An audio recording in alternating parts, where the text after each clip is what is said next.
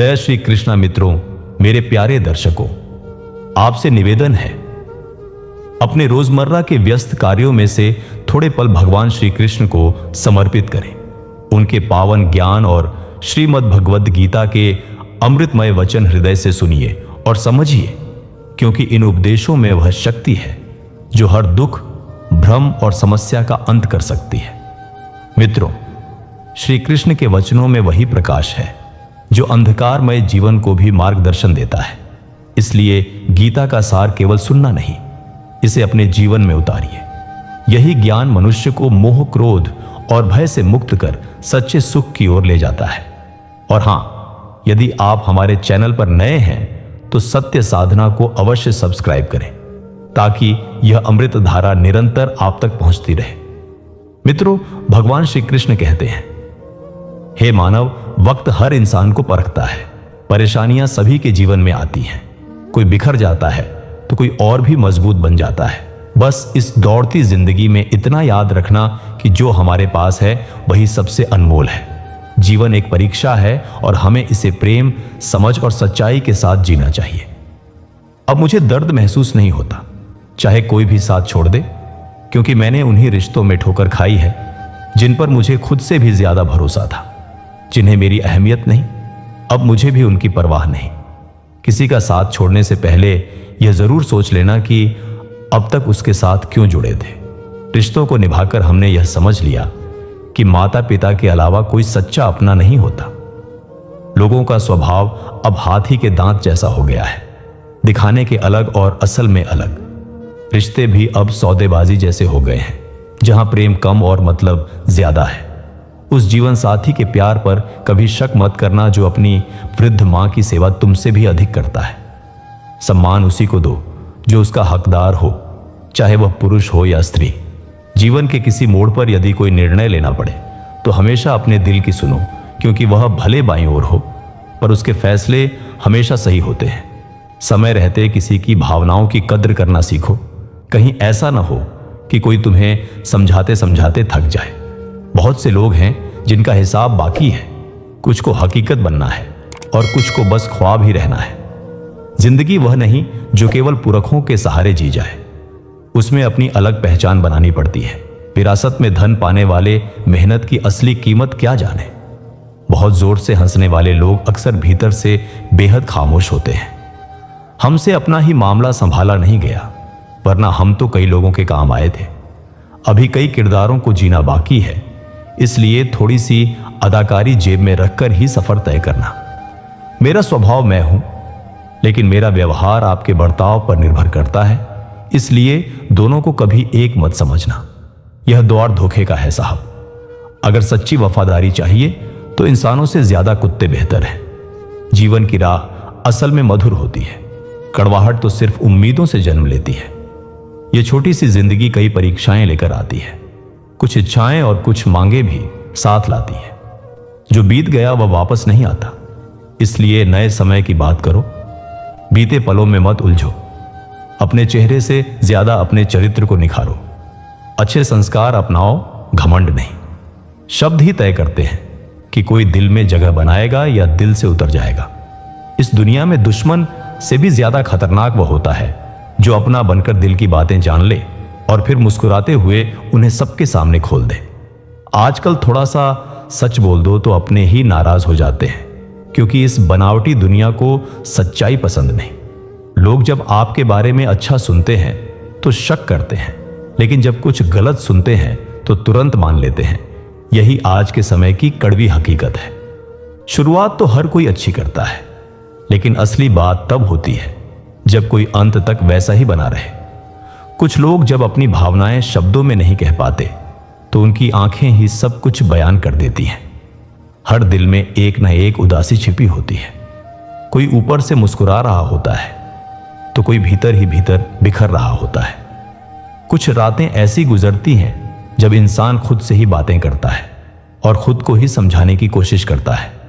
किसी के उतने ही करीब रहो जितना वह तुम्हारा है, क्योंकि जरूरत से ज्यादा अपनापन भी कई बार अजनबी बना देता है। जब इंसान परिस्थितियों से ऊपर उठता है तो उसे सब कुछ अच्छा लगने लगता है, लेकिन दुख के समय वही इंसान सबसे ज्यादा अकेला होता है और खुशियों में घर अपनों से भर जाता है। समय को बदलते देर नहीं लगती, इसलिए ना तो ज्यादा भूलो और ना ही अपने लोगों को भुलाओ। जिंदगी की गाड़ी जब रफ्तार पकड़ती है तभी कोई स्वार्थी रिश्तेदार अचानक ब्रेक लगा देता है। यह दुनिया भी बड़ी अजीब है। यहां लोग दूर के सितारों के नाम याद रखते हैं, नक्शे पढ़ते हैं, लेकिन अपने पास रहने वालों को भूल जाते हैं। आजकल दिल नहीं बल्कि घर देखकर लोग मिलने आते हैं। हालात बदलते ही लोगों का व्यवहार भी बदल जाता है। अपनी जुबान और बर्ताव पर काबू रखो, क्योंकि जो दोगे वही लौट कर आएगा, चाहे वह इज्जत हो या दौलत। मगर यह भी याद रखो कि इस दुनिया में अच्छाई ज्यादा दिन नहीं टिकती, बस अगली गलती तक ही उसका असर रहता है। आज के समय की सच्चाई यह है कि जितनी ज्यादा किसी को शर्म आती है उतनी ही उसकी चर्चा होती है। अपने अधिकार के लिए निडर बनो, क्योंकि सीधे लोगों का फायदा उठाने वालों को जरा भी शर्म नहीं आती। किसी से बदला लेने से बेहतर है उसे माफ कर देना और दिल से निकाल देना। उन लोगों से दूरी बना लो जिन्होंने तुम्हारे अपनापन की कद्र नहीं की। जीवन में हजारों आवाजें बुलाएंगी, लेकिन ठहरना वहीं जहां सच्चा अपनापन महसूस हो। कुछ रिश्ते सिर्फ नाम के होते हैं और कुछ लोग कभी अपने नहीं बनते। अक्सर मन में यह ख्याल आता है कि कहीं किसी को बुरा न लग जाए, लेकिन कोई यह क्यों नहीं सोचता कि हमें भी चोट लग सकती है। जब अपने ही दिल दुखाते हैं तो इंसान हंसना कम और सहना ज्यादा सीख जाता है। डूबते हुए कई मिलेंगे राह में, लेकिन जो बचा ले वही असली रहनुमा होता है। बुजुर्ग चेहरों से एक अलग सा लगाव होता है, क्योंकि उनमें पूरी जिंदगी का अनुभव छुपा होता है। किसी व्यक्ति की तरह नहीं, बल्कि एक पहचान बनकर जियो जो समय बीतने के बाद भी याद रखी जाए। सच तो यह है कि कोई किसी का खास नहीं होता। लोग बात भी तब करते हैं जब उनके पास समय काटने को कोई नहीं होता। अपने दिल की बात कहने का साहस रखो और दूसरों की भावनाओं को समझने की कोशिश भी करो। सलाह तो हर कोई देता है कि खुश रहो, लेकिन खुश रहने की वजह कोई नहीं देता। इसलिए खुद को खुश रखना ही सबसे बड़ी जिम्मेदारी है। आज से बेहतर कुछ नहीं, क्योंकि कल कभी आता नहीं और आज कभी रुकता नहीं। चलते रहना शरीर और रिश्तों दोनों के लिए जरूरी है। रिश्ते भले कम बनाओ, लेकिन उन्हें सच्चाई से निभाओ। अक्सर लोग बेहतर की तलाश में बेहतरीन को खो देते हैं। यही आज की सच्चाई है। बात सुन लो तो सुलझ जाओगे, लेकिन अगर सुना दी तो उलझ जाओगे। समय ही असली राजा है। इंसान तो यूं ही घमंड करता है। जो दिल में है उसे कहना सीखो, और जो दूसरों के दिल में है उसे समझना भी सीखो। चुप रहना कई बार बेहतर होता है, क्योंकि सबसे ज्यादा गलतियां इंसान की जुबान ही करवाती है। ज्ञान हो लेकिन घमंड नहीं, दया हो पर कमजोरी नहीं, मजबूती हो पर जिद नहीं, यही असली महानता है। लोगों का मुंह बंद करने से बेहतर है अपने कान बंद कर लो, जिंदगी आसान हो जाएगी। आज के दौर में मशहूर होने की चाह किसे है? बस अपने लोग ही सही से पहचान ले, वही काफी है। अपने वही होते हैं जिन्हें हमारे दर्द का एहसास हो, वरना हालचाल तो राह चलते लोग भी पूछ लेते हैं। उम्र चाहे कोई भी हो, जिंदगी हर दिन कुछ नया सिखाती है। कभी उम्मीद की खुशी तो कभी निराशा का दर्द, कभी खोने का दुख तो कभी पाने की चाह। शायद यही जीवन का अर्थ है। हर कोई जीता तो है, लेकिन कोई सब कुछ पाकर भी दुखी है और कोई थोड़ा पाकर भी संतुष्ट है। असली बोझ इच्छाओं का होता है, वरना जिंदगी बहुत हल्की है। जीवन के सारे झगड़े भी चाहतों से ही पैदा होते हैं।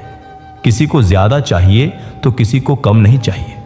प्रेम और मृत्यु में एक समानता है कि ये ना उम्र देखते हैं, ना समय और ना ही जगह। जो लोग दर्द को समझते हैं वे कभी किसी को दर्द नहीं देते। शांति और खुशी बाहर नहीं, बल्कि हमारे भीतर ही छुपी होती है। घर से बाहर दिमाग लेकर जाओ, क्योंकि दुनिया एक बाजार है, लेकिन घर के अंदर सिर्फ दिल लेकर आओ, क्योंकि वहां परिवार होता है। सृष्टि चाहे जितनी बदल जाए, हम खुश नहीं हो सकते, लेकिन नजरिया बदल जाए तो सच में खुश रह सकते हैं। सोच बदलने से नया दिन शुरू होता है, सिर्फ सूरज उगने से सवेरा नहीं होता। ईश्वर सभी को एक ही मिट्टी से बनाता है। फर्क सिर्फ इतना है कि कोई बाहर से सुंदर होता है तो कोई अंदर से। असली सुंदरता बाहरी रूप में नहीं, बल्कि आचरण में होती है। कदम मंदिर तक पहुंचा सकते हैं, लेकिन व्यवहार ही आपको ईश्वर तक ले जाता है। एक पेड़ की तरह सीख लो जो हर दिन पत्ते गिरने के बाद भी हवाओं से रिश्ता नहीं बदलता। यह भी सच है कि जो इंसान बेपरवाह होकर गहरा प्रेम करता है वह अक्सर पूरी तरह टूट जाता है। जिंदगी को जियो, हर बात को समझने की कोशिश मत करो।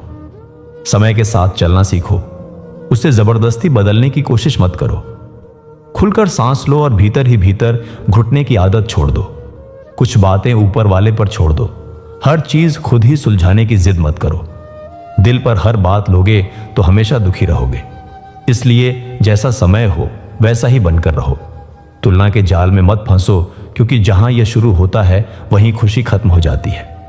इंसान अक्सर अच्छी यादें भूल जाता है, लेकिन बुरी बातें हमेशा याद रखता है। काश जिंदगी में भी कुछ बातों को मिटाने का विकल्प होता।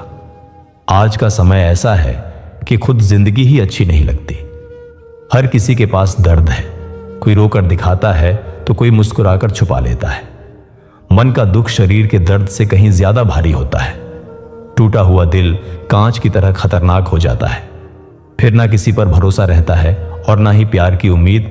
लोग कहते हैं दर्द बांटने से कम होता है, लेकिन यहां तो जिसे अपना समझो वही उसका मजाक बना देता है। इस दुनिया में सबसे मजबूत वही है जिसके सपने टूटे, दिल टूटा, अपने रूठे और फिर भी वह कहे कि मैं ठीक हूं। कुछ दर्द ऐसे होते हैं जिन्हें इंसान सह तो लेता है, लेकिन किसी से कह नहीं पाता। जब इंसान ऊंचाई पर पहुंचता है तो अपनों को भूल जाता है, और जब गिरता है तो अपने उसे भूल जाते हैं। दुनिया का नियम भी अजीब है। जब तक तुम्हारे पास कुछ है तब तक लोग तुम्हारा नाम लेते हैं, वरना दूर से ही सलाम करते हैं।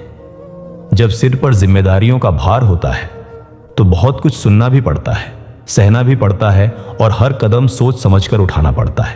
पराये और अपने में फर्क केवल विश्वास का होता है। जब अपना ही भरोसा तोड़ दे तो वह अजनबी बन जाता है, और जब किसी अजनबी पर विश्वास हो जाए तो वह अपना सा लगने लगता है। किसी के पीछे खुद को बार बार अपमानित करवाना सही नहीं। रिश्ता उसी से रखो जो तुम्हें खुशी से महत्व दे। खुद के लिए सोचना सीखो, क्योंकि इस स्वार्थी दौर में कोई तुम्हारी भलाई नहीं पूछता। जब हम अपने रिश्तों के लिए समय नहीं निकालते तो समय हमारे रिश्तों को हमसे दूर कर देता है। समझदार वही है जो हर किसी से कुछ सीख ले। ताकतवर वही है जो अपनी इच्छाओं को काबू में रखे। इज्जतदार वही है जो दूसरों को सम्मान दे, और अमीर वही है जो अपने पास जो है उसी में संतुष्ट रहे। धन और सुंदरता के पीछे भागकर अपना चरित्र खराब मत करो, क्योंकि धन एक दिन खत्म हो जाएगा और रूप भी मिट्टी में मिल जाएगा, लेकिन तुम्हारा ईमान अंत तक तुम्हारे साथ रहेगा। जब इंसान अपनी गलती का पक्ष लेने लगता है और दूसरों की गलती का न्यायाधीश बन जाता है तो रिश्ते टूटकर दूरियां बन जाते हैं। शिकायत तो हर बात की हो सकती है, लेकिन जो रिश्तों की अहमियत नहीं समझते वे शब्दों का अर्थ क्या समझेंगे। जो लोग जल्दी दिल में जगह बना लेते हैं वे उतनी ही जल्दी दिल से उतर भी जाते हैं। स्वार्थी लोगों के साथ रहने का अनुभव भी अजीब होता है। थोड़ी तकलीफ जरूर होती है, लेकिन दुनिया की असलियत समझ में आ जाती है। बीते हुए समय को याद करके मत रो। जो भाग्य में लिखा है उसी को स्वीकार करो, और कल की चिंता में आज की खुशी बर्बाद मत करो। जीवन की राह सिर्फ अकेले चलने से नहीं, बल्कि सुख दुख बांटने से आसान होती है। जब कोई पल गुजर जाता है तो केवल यादें बचती हैं, और समय सब कुछ साथ ले जाता है। इंसान बनकर नहीं, बल्कि एक पहचान बनकर जियो, क्योंकि व्यक्ति एक दिन चला जाता है, लेकिन उसकी पहचान हमेशा जिंदा रहती है। जो तुम्हारा नहीं हो सकता उसे जाने दो। दिल चाहे जितना दुखी हो, लेकिन खुद को मत खोना। अगर भरोसा करना है तो केवल ईश्वर पर करो, क्योंकि लोगों पर किया गया विश्वास कई बार जीने की उम्मीद भी छीन लेता है। जो तुम्हारा भला चाहता है वह पराया होकर भी अपना होता है, और जो नुकसान चाहता है वह अपना होकर भी पराया होता है। बीमारी शरीर में पैदा होकर भी नुकसान देती है, जबकि दवा जंगल में उगकर भी फायदा पहुंचाती है। कुछ लोग तुम्हें सिखाने के लिए मिलेंगे, कुछ गिराने के लिए, कुछ इस्तेमाल करने के लिए, और कुछ सही रास्ता दिखाने के लिए। सम्मान वहां दो जहां सामने वाला उसकी कीमत समझे। अगर किसी को खुश करने का मौका मिले तो स्वार्थी मत बनो। क्योंकि यह अवसर हर किसी को नहीं मिलता कि वह किसी के चेहरे पर मुस्कान ला सके। हम वही रहते हैं, रिश्ते वही रहते हैं, रास्ते भी वही रहते हैं। बदलता है तो सिर्फ समय और एहसास। हर किसी पर भरोसा मत करो, क्योंकि लोग शुरुआत में कुछ और होते हैं और समय के साथ बदल जाते हैं। कोई भी इंसान कठोर दिल लेकर पैदा नहीं होता, हालात उसकी कोमलता छीन लेते हैं। जरूरी नहीं कि अच्छी बातें करने वाला हर व्यक्ति अच्छा ही हो, क्योंकि आजकल चालाक लोग भी बड़ी मिठास से बोलते हैं। चेहरे की सादगी हमेशा मासूमियत की पहचान नहीं होती। कई बार यह टूटे हुए भरोसे की कहानी भी होती है। जुबान सांप से भी ज्यादा जहरीली होती है। जब यह चोट करती है तो केवल दिल नहीं बल्कि पूरी जिंदगी को घायल कर देती है। जब किसी को नया साथ मिल जाता है तो पुराने रिश्ते ऐसे खत्म हो जाते हैं जैसे कभी थे ही नहीं। जब तुम्हारी बातें किसी के लिए कम होने लगे तो समझ लेना कि वह किसी और में ज्यादा व्यस्त है। जब कोई रिश्ता आंसू पोंछने के बजाय आंसू देने लगे तो समझ लो उसकी उम्र पूरी हो चुकी है। ठोकर खाकर गिरना गलत नहीं, लेकिन किसी की नजरों से गिर जाना सबसे बड़ी हार है। जो जितना नीचे गिरता है वह पैसों की नजर में उतना ऊपर उठता है, और पैसा चाहे जितना गिर जाए, इंसान उतना नहीं गिरता जितना वह पैसे के लिए खुद को गिरा देता है। जिंदगी को दो शब्दों में कहें तो आधी जिम्मेदारी है और आधी कर्तव्य है। असली हिसाब तो ऊपर वाला ही सही रखता है। सबको खाली हाथ भेजता है और खाली हाथ ही बुलाता है। अपनी किस्मत को दोष मत दो, क्योंकि इंसान बनकर जन्म लेना ही सबसे बड़ी नेमत है। जो बिना कीमत के मिलता है वही सबसे अनमोल है, जैसे हवा, पानी, नींद, सुकून और हमारी सांसें। अच्छे लोगों का मिल जाना भाग्य की बात है और उन्हें संभाल कर रखना एक कला है। आज के समय में दिल नहीं बल्कि घर देखकर लोग मिलने आते हैं। मुश्किल घड़ी में समझदार इंसान रास्ता ढूंढता है, जबकि कमजोर व्यक्ति बहाने बनाता है। प्रेम के संसार में सुंदरता की जरूरत नहीं होती। जो दिल में जगह बना ले वही सबसे प्यारा होता है। किसी से जरूरत से ज्यादा जुड़ाव दुख दे सकता है, क्योंकि लगाव उम्मीद पैदा करता है और उम्मीद अक्सर तकलीफ देती है। कुछ बातें अपने तक ही सीमित रखनी चाहिए। सब कुछ बता देने से कई बार इंसान अकेला रह जाता है। जो हर किसी के दरवाजे पर दस्तक दे वह मेरा स्वभाव नहीं, मेरा रुतबा भले कम हो लेकिन खास है। हमारे विचार दिखाने के लिए नहीं होते। अगर समझने की कोशिश करोगे तो बहुत कुछ समझ आ जाएगा। किस्मत आज भी अपने तरीके से इंसान को परख लेती है। कागज के पैसों से आखिर कितनों को खरीद पाओगे। मैंने देखा है कि हर इंसान बस खुश रहने का इंतजार करता रहता है, जबकि जिंदगी में धैर्य ही सबसे बड़ी चीज है। प्रेम अपने ही नियमों पर टिका हुआ है। पहले भी दर्द देता था और आज भी वही करता है। लोग कहते हैं कि हम बदल गए हैं, लेकिन यह नहीं देखते कि उनके व्यवहार ने हमें बदलने पर मजबूर किया। दुनिया में 3 तरह के लोग होते हैं, जो दूसरों के दुख से दुखी होते हैं, जो दूसरों की खुशी से दुखी होते हैं, और जो बिना वजह खुद ही दुखी रहते हैं। हर गलती पर पर्दा सिर्फ भगवान डाल सकता है, क्योंकि इंसान की आदत है कभी चाल में, कभी मकसद में और कभी इरादों में उछलना। ना यह खुशी की कहानी है और ना ही दुख की दास्तान। जिंदगी तो अब एक खेल बनकर रह गई है। खुशी देने वाले जरूरी नहीं कि अपने हों, लेकिन दर्द देने वाले अक्सर अपने ही होते हैं। जब नाराजगी किसी खास से होती है तो इंसान चिल्लाता नहीं बल्कि रो पड़ता है। जो तुम्हारी भावनाओं को समझकर भी तुम्हें चोट पहुंचाए वह कभी अपना नहीं हो सकता। जिंदगी खुद नहीं रुलाती। रुलाते तो वे लोग हैं जिन्हें हम अपनी जिंदगी मान लेते हैं। जो तुम्हारी कदर नहीं करता उसके साथ जबरदस्ती रहने से बेहतर है उसे सम्मान के साथ जाने देना। लोग अक्सर समय बिताने के लिए बातें करते हैं और हम उसे अपनापन समझ बैठते हैं। किसी को समझने के लिए एक पल काफी है, लेकिन अगर समझना ना चाहो तो पूरी जिंदगी भी कम पड़ जाती है। जब पानी गंदा हो तो उसे हिलाते नहीं बल्कि शांत छोड़ देते हैं ताकि गंदगी नीचे बैठ जाए। वैसे ही जीवन में भी कठिन समय में शांत रहना चाहिए। समाधान जरूर मिलेगा। खुद को इतना मजबूत बनाओ कि कोई तुम्हें छोड़ तो दे लेकिन दोबारा बुलाने की हिम्मत ना कर सके। मैं उन लोगों से दूरी बनाना चाहता हूं जो पास होकर भी साथ नहीं होते। गुस्से में कहे गए शब्द हजारों मीठी बातों को एक पल में खत्म कर देते हैं। इसलिए कुछ भी कहने से पहले यह जरूर सोचो कि वही बात अगर तुमसे कही जाए तो कैसा लगेगा। कैमरा सिर्फ तस्वीर बनाता है, लेकिन अपनी पहचान खुद बनानी पड़ती है। यह मायने नहीं रखता कि तुम्हारे पास कितना है, बल्कि यह जरूरी है कि तुम किसी के कितने काम आते हो। दुनिया से थोड़ा पीछे रहकर भी अपने दम पर चलो, क्योंकि जो लोग झूठी तारीफ करते हैं वही आगे चलकर नुकसान भी पहुंचाते हैं। अपने कदमों का इस्तेमाल आगे बढ़ने के लिए करो, दूसरों के मामलों में अड़ंगे लगाने के लिए नहीं। सहारे इंसान को अंदर से कमजोर बना देते हैं और ज्यादा उम्मीदें उसे तोड़ देती हैं।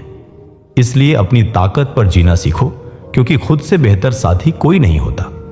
अगर गंदे कपड़ों से शर्म आती है तो गंदे विचारों से भी आनी चाहिए। सुकून की नींद बचपन में आती थी, अब तो बस थककर सो जाते हैं। इच्छाएं बड़ी बेवफा होती हैं, पूरी होते ही बदल जाती है। जिनका ईश्वर से गहरा संबंध होता है उनका वर्तमान और भविष्य दोनों उज्जवल होता है। अगर रिश्तों को मजबूत बनाए रखना है तो स्वार्थ और राजनीति से दूर रहना होगा। इच्छाओं ने ही जिंदगी के रास्तों से भटका दिया है, वरना आत्मा तो मंजिल का पता लेकर ही आती है। समय के साथ हर दृश्य धुंधला हो जाता है। किसी की जिंदगी में एक जैसा समय नहीं रहता। जितना खुद को बदल सकते थे बदल लिया। अब जिसे शिकायत हो वह खुद अपना रास्ता बदल ले। सुबह जल्दी केवल 3 ही जागते हैं, मां, परिश्रम और मजबूरियां। जो लोग झूठ पर भी ताली बजाते हैं वही एक दिन धोखा देते हैं। कोई भी आपको तब तक नहीं गिरा सकता जब तक आप खुद उसे इजाजत ना दें। आपकी अहमियत तब समझी जाती है जब आपकी जरूरत पड़ती है। सर्दियों में जिस सूरज का इंतजार होता है उसी सूरज को गर्मियों में नजरअंदाज किया जाता है। सांसों का रुक जाना ही मृत्यु नहीं है, बल्कि वह व्यक्ति भी मृत समान है जो सही को सही और गलत को गलत कहने की हिम्मत नहीं रखता। यह दुनिया जरूरत के नियमों पर चलती है। अगर भूलना इतना आसान होता तो याद जैसा कोई शब्द ही नहीं होता। दूसरों की नजर में आप सिर्फ भाग्यशाली होते हैं, लेकिन जिन्होंने आपका संघर्ष देखा है वही आपकी सफलता की असली कीमत जानते हैं। रिश्तों को तोड़ने से पहले सोच लेना चाहिए, क्योंकि शाख से टूटे पत्तों को अक्सर जला दिया जाता है। साथ निभाना आना चाहिए। चलने के लिए तो हर कोई तैयार रहता है। बुद्धि हर किसी के पास होती है, लेकिन चालाक बनना या ईमानदार रहना यह संस्कारों पर निर्भर करता है। जो लोग आपसे जलते हैं उनसे नफरत मत करो, क्योंकि वे मानते हैं कि आप उनसे बेहतर हैं। जिस इंसान के लिए पैसा ही सब कुछ है वह कभी किसी का नहीं हो सकता। जिसके दिल में सच्ची इंसानियत होती है उसकी सोच यही होती है कि उसका दुख किसी और को ना मिले और उसका सुख सबको मिले। इच्छाओं से इतना भरा हुआ है, जीवन के रिश्तों के लिए जगह कम पड़ जाती है। अपनी उम्मीदों को हल्का कर दीजिए, परेशानियां खुद दूर हो जाएंगी। चिंता करना मतलब ईश्वर की व्यवस्था पर सवाल उठाना है। इसलिए चिंता छोड़कर भरोसा रखो कि सब ठीक होगा। प्रेम से रहो और छोटी छोटी बातों पर नाराज मत हुआ करो। वही पत्ते सुंदर लगते हैं जो शाख से जुड़े रहते हैं। शब्द अगर मीठे हों तो अपनापन बढ़ाते हैं, और अगर कटु हों तो घाव कर जाते हैं। अपने बीते समय के कैदी मत बनो। वह केवल एक सीख था, जीवन भर की सजा नहीं। अगर तुम खुश हो तो उसका शोर मत करो, क्योंकि दुखी लोग हल्की नींद में होते हैं। दूसरों को नीचा दिखाने वाला वही होता है जिसमें घमंड होता है। संस्कार वाला व्यक्ति हमेशा दूसरों का आदर करता है। कल मेरा था, आज तुम्हारा है, और कल किसी और का होगा। सोचो, समय कब किसका रहा है। कुछ सपने अधूरे रह जाएं तो रहने दो, लेकिन उन्हें पूरा करने के लिए गलत रास्ता मत अपनाओ। अगर तुम सही हो तो गुस्से की जरूरत नहीं, और अगर गलत हो तो गुस्सा करने का अधिकार नहीं। गुस्सा बुद्धि को बाहर कर देता है और समझदारी के दरवाजे बंद कर देता है। पाप बुरा है, लेकिन उससे भी बुरा है अच्छे कर्मों का घमंड करना। कई बार किसी को जाने देना उसे रोके रखने से ज्यादा बेहतर होता है। कुछ स्थितियों में जवाब ना देना भी सबसे मजबूत जवाब होता है। मौत के बावजूद इंसान में इतना घमंड है। सोचो, अगर मौत ना होती तो दुनिया कितनी अहंकार से भर जाती।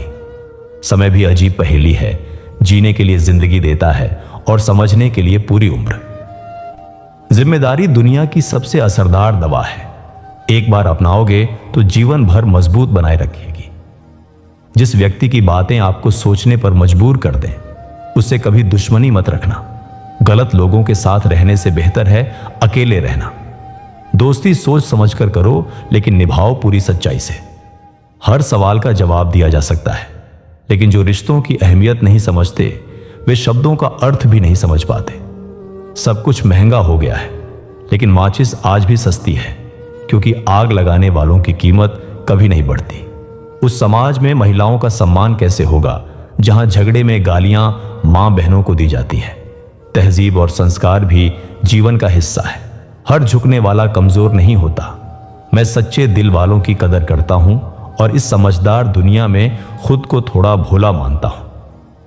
किताबें पढ़कर नींद आती है, लेकिन जिंदगी के सबक नींद उड़ा देते हैं। सब कुछ नकल किया जा सकता है, लेकिन चरित्र, व्यवहार, संस्कार और ज्ञान नहीं।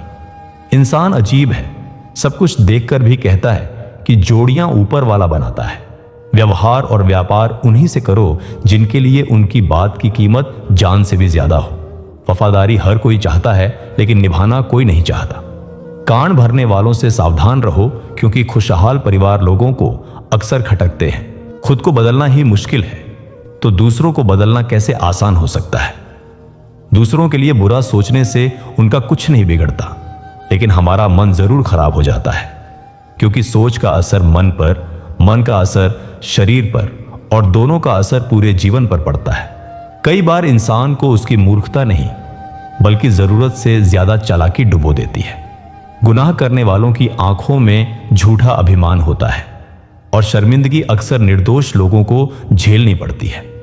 मतलब से मिलने वाले लोग बिना कारण मिलने का महत्व क्या जाने। कभी समय मिले तो बिना वजह भी मिलना चाहिए, क्योंकि कारण से मिलने वाले तो रोज मिलते हैं। समय से पहले समझदार बना देती है जिंदगी की सच्चाइयां और 2 वक्त की रोटी की चिंता। प्रकृति ने तो केवल सुख ही दिया था, दुख तो मनुष्य की अपनी रचना है। गलत कामों को जानवरों से जोड़ना भी उनकी बेइज्जती है, क्योंकि कोई पशु ऐसा नहीं करता, यह केवल इंसान ही करता है। बोलने से पहले सोचने और सोचकर बोलने में बस शब्दों का फर्क होता है, लेकिन यही फर्क पूरी जिंदगी बदल देता है। प्रतिस्पर्धा ऐसी करो कि दूसरों की जीत से ज्यादा तुम्हारी हार की चर्चा हो। जो नुकसान सहने की क्षमता रखता है, वही असली लाभ कमा पाता है, चाहे वह व्यापार हो या संबंध। तुम्हारी सफलता के पीछे सबसे बड़ा योगदान किसी और का नहीं, बल्कि तुम्हारे कठिन समय का होता है। सुई जब चुभती है तो सुंदर वस्त्र तैयार करती है। हर दर्द देने वाली चीज का उद्देश्य बुरा नहीं होता। अगर इरादों का असर चेहरे पर दिखने लगे तो हर व्यक्ति को नकाब पहनना पड़े। सच्चाई को खोजने की जरूरत पड़ती है, जबकि अफवाहें खुद चलकर आ जाती हैं। जीवन में कुछ अध्याय ऐसे होते हैं जिन्हें बंद करना ही पड़ता है, इसलिए जो जाना चाहता है उसे जाने देना ही बेहतर है। जबरदस्ती रोकने का कोई अर्थ नहीं। जब मन भारी हो तो भीड़ से दूर होकर खुद को समय देना चाहिए। धोखा मिलने से घबराओ मत, यह इंसान को और मजबूत बनाता है। एक व्यक्ति दूसरे से बहुत कुछ सीखता है, जैसे झूठ, छल, दिखावा और बेईमानी, लेकिन प्रेम सीखना सबसे कठिन होता है। श्मशान की राख देखकर यह विचार आता है कि अंत में राख बनने के लिए इंसान जिंदगी भर दूसरों से जलता रहता है। धन रखने के लिए बैंक मिल जाता है, सोना रखने के लिए तिजोरी मिल जाती है, लेकिन दिल की बातें रखने के लिए सच्चा इंसान मिलना मुश्किल होता है। जो तुम्हें दूसरों के राज बताता है, वह तुम्हारे राज्य भी कहीं और बता देगा। इंसान की कीमत चाहे जितनी भी हो, अगर वह बिक जाए तो उसकी कोई कीमत नहीं रह जाती। जब घर के निर्णय लेने के लिए बाहर वालों की जरूरत पड़ने लगे तो समझ लेना चाहिए कि परिवार कमजोर हो रहा है। ना तो यह घमंड होना चाहिए कि हमें किसी की जरूरत नहीं पड़ेगी, और ना ही यह भ्रम कि सबको हमारी जरूरत पड़ेगी। जितना दिखाते हो उससे ज्यादा अपने पास रखो, और जितना जानते हो उससे कम बोलो। किसी को उसके बीते समय से मत आंको। लोग सीखते हैं, बदलते हैं और आगे बढ़ जाते हैं। हाल पूछने से समस्याएं खत्म नहीं होती, लेकिन यह एहसास जरूर होता है कि कोई अपना है। मुश्किल समय में जो व्यक्ति सबसे पहले याद आए, वही सबसे खास होता है। जो चीजें जल्दी मिलती हैं वे ज्यादा टिकती नहीं, और जो टिकती हैं वे जल्दी नहीं मिलती। सुख और दुख मेहमान की तरह आते जाते रहते हैं, इन्हीं से अनुभव मिलता है। किसी चीज की कीमत उसकी जरूरत से तय होती है, न कि उसके अस्तित्व से। दूसरों को उतनी ही आसानी से माफ करना सीखो जितनी उम्मीद तुम खुद के लिए रखते हो। जीवन में आने जाने वाले लोग यह सिखा जाते हैं कि जो आता है वह एक दिन जाता भी है। असल में हमें दौलत या प्रसिद्धि नहीं, बल्कि यह जानने की चाह होती है कि कोई पूछे तुम कैसे हो। सच्चाई अक्सर गरीब की अनसुनी रह जाती है, जबकि अमीर की झूठी बात भी मान ली जाती है। इंसान की नीयत ही उसके कर्म तय करती है, इसलिए अपनी नीयत साफ रखो। खुशी के समय उन्हीं को याद किया जाता है जो दुख में बिना बुलाए साथ खड़े रहते हैं, और जो तुम्हारी गलती सीधे तुम्हारे सामने कह दे, उससे बेहतर दोस्त कोई नहीं हो सकता। स्वीकार करना भी सीखो, इनकार करना भी सीखो, और जहां सम्मान ना मिले वहां से उठकर चले जाना भी सीखो। तमाशा दुनिया नहीं बनाती, हम खुद अपनी जिंदगी का तमाशा बना लेते हैं जब अपनी कमजोरियां हर किसी के सामने खोल देते हैं। लोग कम हों लेकिन सच्चे हों, क्योंकि जीवन कोई भीड़ इकट्ठा करने का खेल नहीं है। कभी कभी जीतने के बाद भी मन खुश नहीं होता, तब समझ लेना चाहिए कि कुछ ऐसा खो दिया जो जीत से ज्यादा जरूरी था। उम्र कभी मायने नहीं रखती, मां की जरूरत हर दौर में रहती है। धैर्य की सबसे खास बात यह है कि जब यह आ जाता है तो किसी की चाहत नहीं रहती। सरल स्वभाव वाले लोगों को सबसे ज्यादा ठगा जाता है, और तब तक ठगा जाता है जब तक वे अपनी सादगी छोड़ न दें। संभल कर चलो, क्योंकि यह इंसानों की दुनिया है। यहां लोग भगवान तक को छल लेते हैं, तो तुम्हारी क्या पहचान है। अकेले खड़े रहना उन लोगों के साथ खड़े होने से बेहतर है जो तुम्हें महत्व नहीं देते। अकेले रहना सीख लेना चाहिए, क्योंकि इस संसार में कोई स्थायी साथ नहीं देता। अंततः रास्ता अकेले ही तय करना पड़ता है। लोग केवल दिलासा देते हैं, साथ निभाने वाले बहुत कम होते हैं। हमने अपनी जिंदगी दूसरों को खुश करने में बिता दी, लेकिन अब समय है कि खुद को भी समझा जाए और अपने साथ समय बिताया जाए। जितना सहोगे उतना मजबूत बनोगे। इसलिए यह मत सोचो कि तुम अकेले हो, बल्कि यह मानो कि तुम अपने आप में पर्याप्त हो। अकेलेपन में अक्सर शब्दों से ज्यादा आंसू निकलते हैं, और जब अपनी कहानी सुनाते हो तो लोग उसे हल्के में लेते हैं। इसलिए बेहतर है मुस्कुराते रहो और चुप रहो।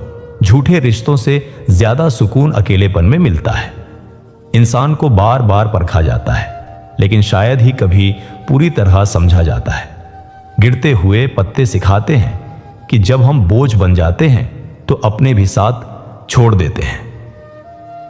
मित्रों, एक समय की बात है, एक बुजुर्ग स्त्री के पास एक पुत्र और एक पुत्री थी। बहन उम्र में भाई से बड़ी थी। विवाह के कुछ समय बाद छोटे भाई के मन में अपनी बहन से मिलने की चाह जागी। मां ने समझाया कि तेरी बहन का स्वभाव काफी कठोर है और वह अक्सर तुझसे वाद विवाद करती रहती है, इसलिए वहां जाना ठीक नहीं होगा। फिर भी बेटे के जिद करने पर मां ने उसे जाने की अनुमति दे दी। जब वह अपनी बहन के घर की ओर चला तो रास्ते में उसे कई कठिनाइयों का सामना करना पड़ा। सबसे पहले उसके सामने एक नदी आई। नदी ने कहा कि मैं तेरे अंत का कारण बनकर तेरे रास्ते में खड़ी हूं, तुझे मेरे भीतर समाना होगा। भाई ने विनम्रता से कहा कि मैं वर्षों बाद अपनी बहन से मिलने जा रहा हूं, लौटते समय तुम मुझे डुबो देना। इसके बाद उसे मार्ग में एक सर्प मिला, जिसने कहा कि मैं तेरा अंत हूं और अब तुझे दस लूंगा। भाई ने फिर निवेदन किया कि पहले मैं अपनी बहन से मिल लूं, फिर खुशी से अपने प्राण त्याग दूंगा। सर्प ने भी उसे आगे बढ़ने दिया।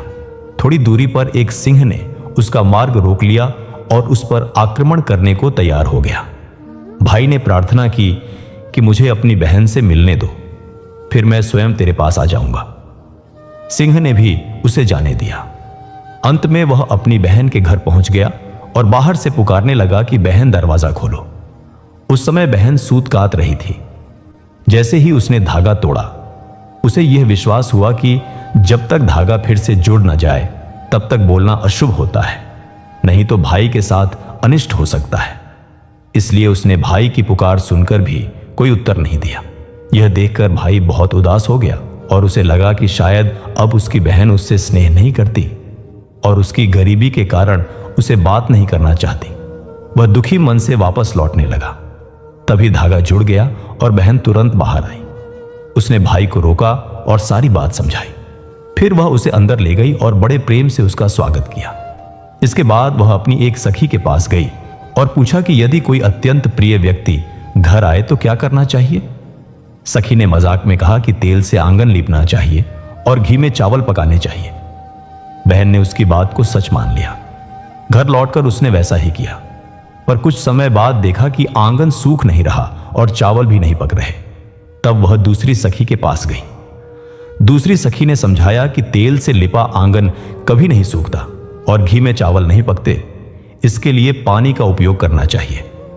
बहन ने वैसा ही किया और भोजन बनाकर अपने भाई को प्रेम पूर्वक खिलाया। दोनों भाई बहन ने कई दिन साथ में हंसी खुशी बिताए। फिर एक दिन भाई ने कहा कि अब उसे घर लौटना चाहिए क्योंकि मां अकेली है और उसकी प्रतीक्षा कर रही होगी। अगले दिन बहन ने सुबह उठकर गेहूं पीसा और भाई के लिए लड्डू बनाए।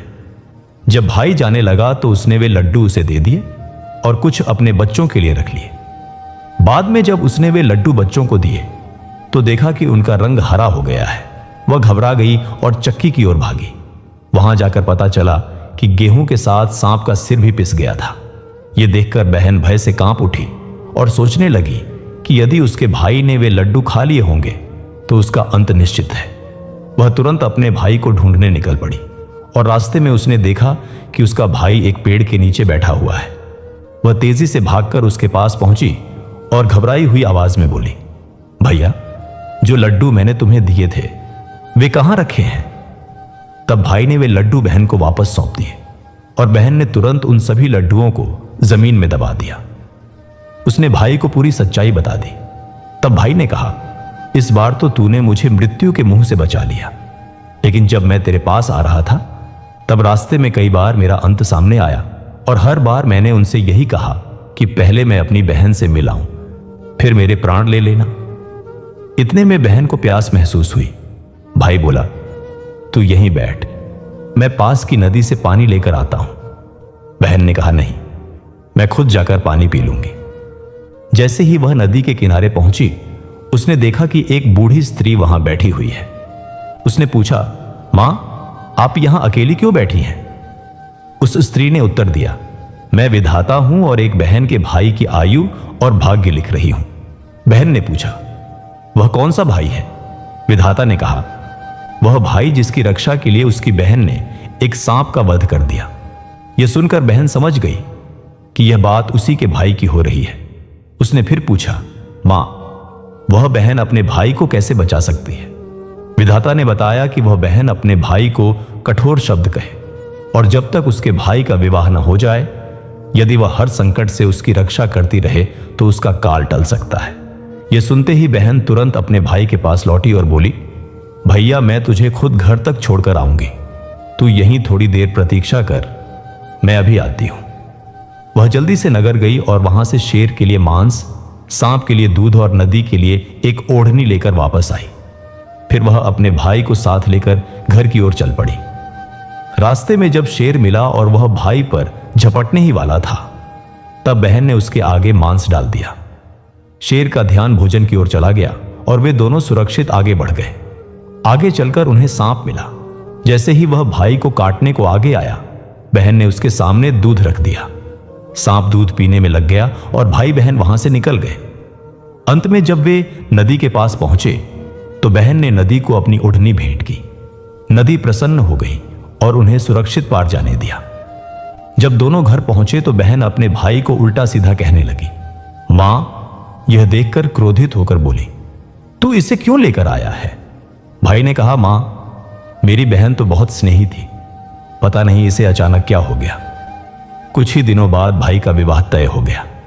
सगाई के दिन जब ससुराल वाले मिठाई लेकर आए तो बहन बोली, इसकी मिठाई क्यों बांट रहे हो? पहले मेरी मिठाई बांटो। वहां मौजूद सभी लोग उसे भाई के पास बैठने को कहने लगे। जैसे ही सगाई की रस्म शुरू हुई, अचानक वहां आग लग गई। बहन को पहले ही विधाता ने संकेत दिया था कि उसके भाई पर संकट आएंगे, इसलिए वह हर समय सावधान थी। उसने तुरंत उठकर आग बुझा दी और अपने भाई को बचा लिया। सगाई से लेकर शादी तक वह हर पल भाई के साथ बनी रही। विवाह के दिन जब बारात निकलने लगी तो उसने कहा, पहले मेरी निकासी करो, इसकी नहीं। लोग हंसने लगे, लेकिन उसने अपने भाई को पीछे के दरवाजे से ले जाने को कहा। जैसे ही भाई पीछे से बाहर निकला, सामने का दरवाजा अचानक गिर पड़ा। तब सबको समझ आया कि बहन ने फिर से अपने भाई की जान बचाई। फेरे के समय भी वह पास बैठी रही। विवाह के बाद जब नवविवाहित जोड़े की पहली रात आई तो बहन ने कहा, मैं भी भाई भाभी के कमरे में ही सोऊंगी। सभी लोग समझ गए कि वह यह सब अपने भाई की रक्षा के लिए कर रही है, इसलिए उसे कमरे में पर्दा लगाकर सुला दिया गया। रात में जब सब सो गए तो एक सांप वहां आया। बहन ने तुरंत उसे पकड़कर एक टोकरी में बंद कर दिया और लंबे समय बाद निश्चिंत होकर गहरी नींद सो गई। सुबह मां कमरे में आई और देखा कि बेटी अभी तक सो रही है। उसने सोचा कि इसके उठने से पहले ही मेहमानों को विदा कर दूं, नहीं तो ये फिर सबके सामने कुछ कहकर मुझे शर्मिंदा करेगी। जब बेटी उठी तो उसने देखा कि घर खाली है। उसने पूछा, मां सभी मेहमान कहां चले गए? मां ने कहा, मैंने उन्हें विदा कर दिया। बेटी ने कहा, मां सभी को वापस बुलाओ, जब तक सब नहीं आते मैं विदा नहीं होंगी। मां ने उसकी बात मान ली और सभी मेहमानों को वापस बुला लिया। तब बेटी ने सबके सामने कहा, मां मुझे माफ कर देना, मेरे भाई पर संकट मंडरा रहा था, इसलिए मेरा व्यवहार सबको कठोर लगा। मैंने यह सब अपने भाई की सुरक्षा के लिए किया था। इसके बाद उसने विधाता के साथ हुई पूरी बातचीत अपनी मां को विस्तार से बता दी। यह सुनकर मां और भाई दोनों की आंखें नम हो गईं और वे भावुक हो उठे। उन्होंने स्नेह के साथ अपनी बेटी को सबके सामने विदा किया। भगवान की कृपा उसी पर होती है जिसका हृदय साफ और कर्म सच्चे होते हैं। मित्रों, अब एक और कथा सुनिए। एक नगर में एक राजा और रानी निवास करते थे। राजा का नाम सूर्यसेन था और रानी को सत्यवती कहा जाता था। दोनों के बीच अत्यंत प्रेम था। रानी सत्यवती अत्यंत रूपवती थी। राजा और रानी का संबंध बहुत गहरा और सच्चा था। एक दिन दोनों अपने उपवन में बैठे हंसी मजाक कर रहे थे। तभी आम के वृक्ष पर कबूतरों का एक जोड़ा आकर बैठ गया। उन पक्षियों को देखकर राजा और रानी का ध्यान उनकी ओर गया। राजा मुस्कुराते हुए रानी से बोले, प्रिय, क्या तुम बता सकती हो कि ये दोनों पक्षी नर हैं या मादा? रानी ने उत्तर दिया, महाराज आप कैसी बात कर रहे हैं? जोड़ा तो हमेशा एक नर और एक मादा का ही होता है। इनमें एक नर है और दूसरा मादा है। राजा ने कहा, यह आवश्यक नहीं कि यह नर और मादा ही हो। संभव है दोनों नर हों या दोनों मादा, या फिर ये भाई बहन भी हो सकते हैं। रानी ने तुरंत कहा, नहीं महाराज, यह जोड़ी निश्चित रूप से नर और मादा की ही है। आपको पक्षियों की पहचान का ज्ञान नहीं है। राजा बोले, नहीं रानी, ये दोनों नर ही हैं। इस प्रकार दोनों के बीच विवाद शुरू हो गया। जब बहस बढ़ गई तो दोनों ने आपस में शर्त लगा ली। राजा ने कहा, यदि ये दोनों नर निकले तो मैं तुम्हें राज्य से निकाल दूंगा, और यदि ये नर मादा हुए तो मैं स्वयं 14 वर्षों के लिए वनवास पर चला जाऊंगा। तुरंत ही राजा ने एक शिकारी को बुलाया और आदेश दिया कि इन पक्षियों को जाल में पकड़कर लाया जाए। फिर राजा ने एक पक्षी विशेषज्ञ को भी बुलाया और कहा कि तुम्हें यह बताना होगा कि ये पक्षी नर हैं या मादा। शिकारी ने जाल बिछाकर दोनों पक्षियों को पकड़ लिया। रानी सत्यवती को पूर्ण विश्वास था कि वे नर और मादा हैं, इसलिए उसने चतुराई से उस विशेषज्ञ को अपने पास बुलाया और उसके हाथ में 100 स्वर्ण मुद्राएं रख दी। रानी ने कहा, हे विद्वान, मैं अपने पति से बहुत प्रेम करती हूं। उनके बिना यह राज्य अधूरा हो जाएगा। यदि मुझे निर्वासन मिला तो मैं कहीं भी जीवन बिता लूंगी, पर यदि महाराज 14 वर्षों के लिए चले गए तो यह राज्य उजड़ जाएगा, प्रजा कष्ट पाएगी और अराजकता फैल जाएगी। इसलिए तुम्हें असत्य कहकर भी महाराज को ही विजयी बनाना होगा। विशेषज्ञ ने सहमति जताई और कहा, जैसा आप चाहें वैसा ही होगा। कुछ समय बाद शिकारी पक्षियों को पकड़कर दरबार में ले आया और उन्हें राजा और रानी के सामने छोड़ दिया। राजा ने उत्सुकता से विशेषज्ञ से पूछा, बताओ इन दोनों में क्या अंतर है? क्या ये दोनों नर हैं या मादा? विशेषज्ञ जानता था कि उनमें एक नर और एक मादा है, और वह रानी से स्वर्ण मुद्राएं भी ले चुका था, इसलिए उसने झूठ कहने का निर्णय किया। जब वह राजा के सामने पहुंचा तो बोला, महाराज, ये दोनों पक्षी नर हैं। यह सुनकर राजा बहुत प्रसन्न हुआ और मन ही मन स्वयं को सही मानने लगा। कुछ समय बाद वह रानी से बोला, रानी सत्यवती, तुम बहुत अभिमानी हो। तुमने मेरी बात नहीं मानी और शर्त हार गई हो। इसलिए अब मैं तुम्हें राज्य से बाहर भेज रहा हूं। यह सुनकर रानी अत्यंत दुखी हो गई। उसका हृदय टूट गया और वह रोने लगी। वह सोचने लगी, अब मैं कहां जाऊंगी? मेरा गर्भ 3 महीने का है। मैं इस शिशु को कहां लेकर जाऊंगी? उसने राजा से विनती की, महाराज कृपया मुझे निर्वासन मत दीजिए, मैं अभी इस स्थिति में नहीं हूं। लेकिन राजा ने उसकी एक न सुनी। राजा ने तुरंत सेवकों को बुलाकर आदेश दिया कि रानी को राज्य की सीमा से बाहर ले जाया जाए और उसे यहां से दूर कर दिया जाए, क्योंकि उसने नियमों का उल्लंघन किया है और उसे दंड मिलना चाहिए। जल्लादों ने रानी को बांधकर राज्य की सीमा के बाहर ले जाना शुरू किया और वे उसे एक घने वन की ओर लेकर बढ़े। रानी का मन गहरे दुख से भरा हुआ था और वह लगातार ईश्वर से प्रार्थना कर रही थी कि हे प्रभु, मेरी रक्षा करो। इस गर्भ में पल रहे शिशु की रक्षा भी तुम्हारे ही हाथों में है। रास्ते में जल्लादों में से एक ने कहा कि हमें राजा का आदेश मानना ही होगा और हमें रानी को समाप्त करना पड़ेगा। तभी दूसरे ने उसके कंधे पर हाथ रखकर कहा, भाई, हमने हमेशा इस महारानी का आदर किया है। इन्होंने हमें परिवार की तरह माना है। क्या हम इनके साथ ऐसा कर सकते हैं? तीसरे, जल्लाद का मन भी पसीज गया और उसने कहा कि हमने जीवन में अनेक लोगों को मौत के घाट उतारा है, पर आज क्यों ना एक पुण्य का काम किया जाए और महारानी को जीवित छोड़ दिया जाए।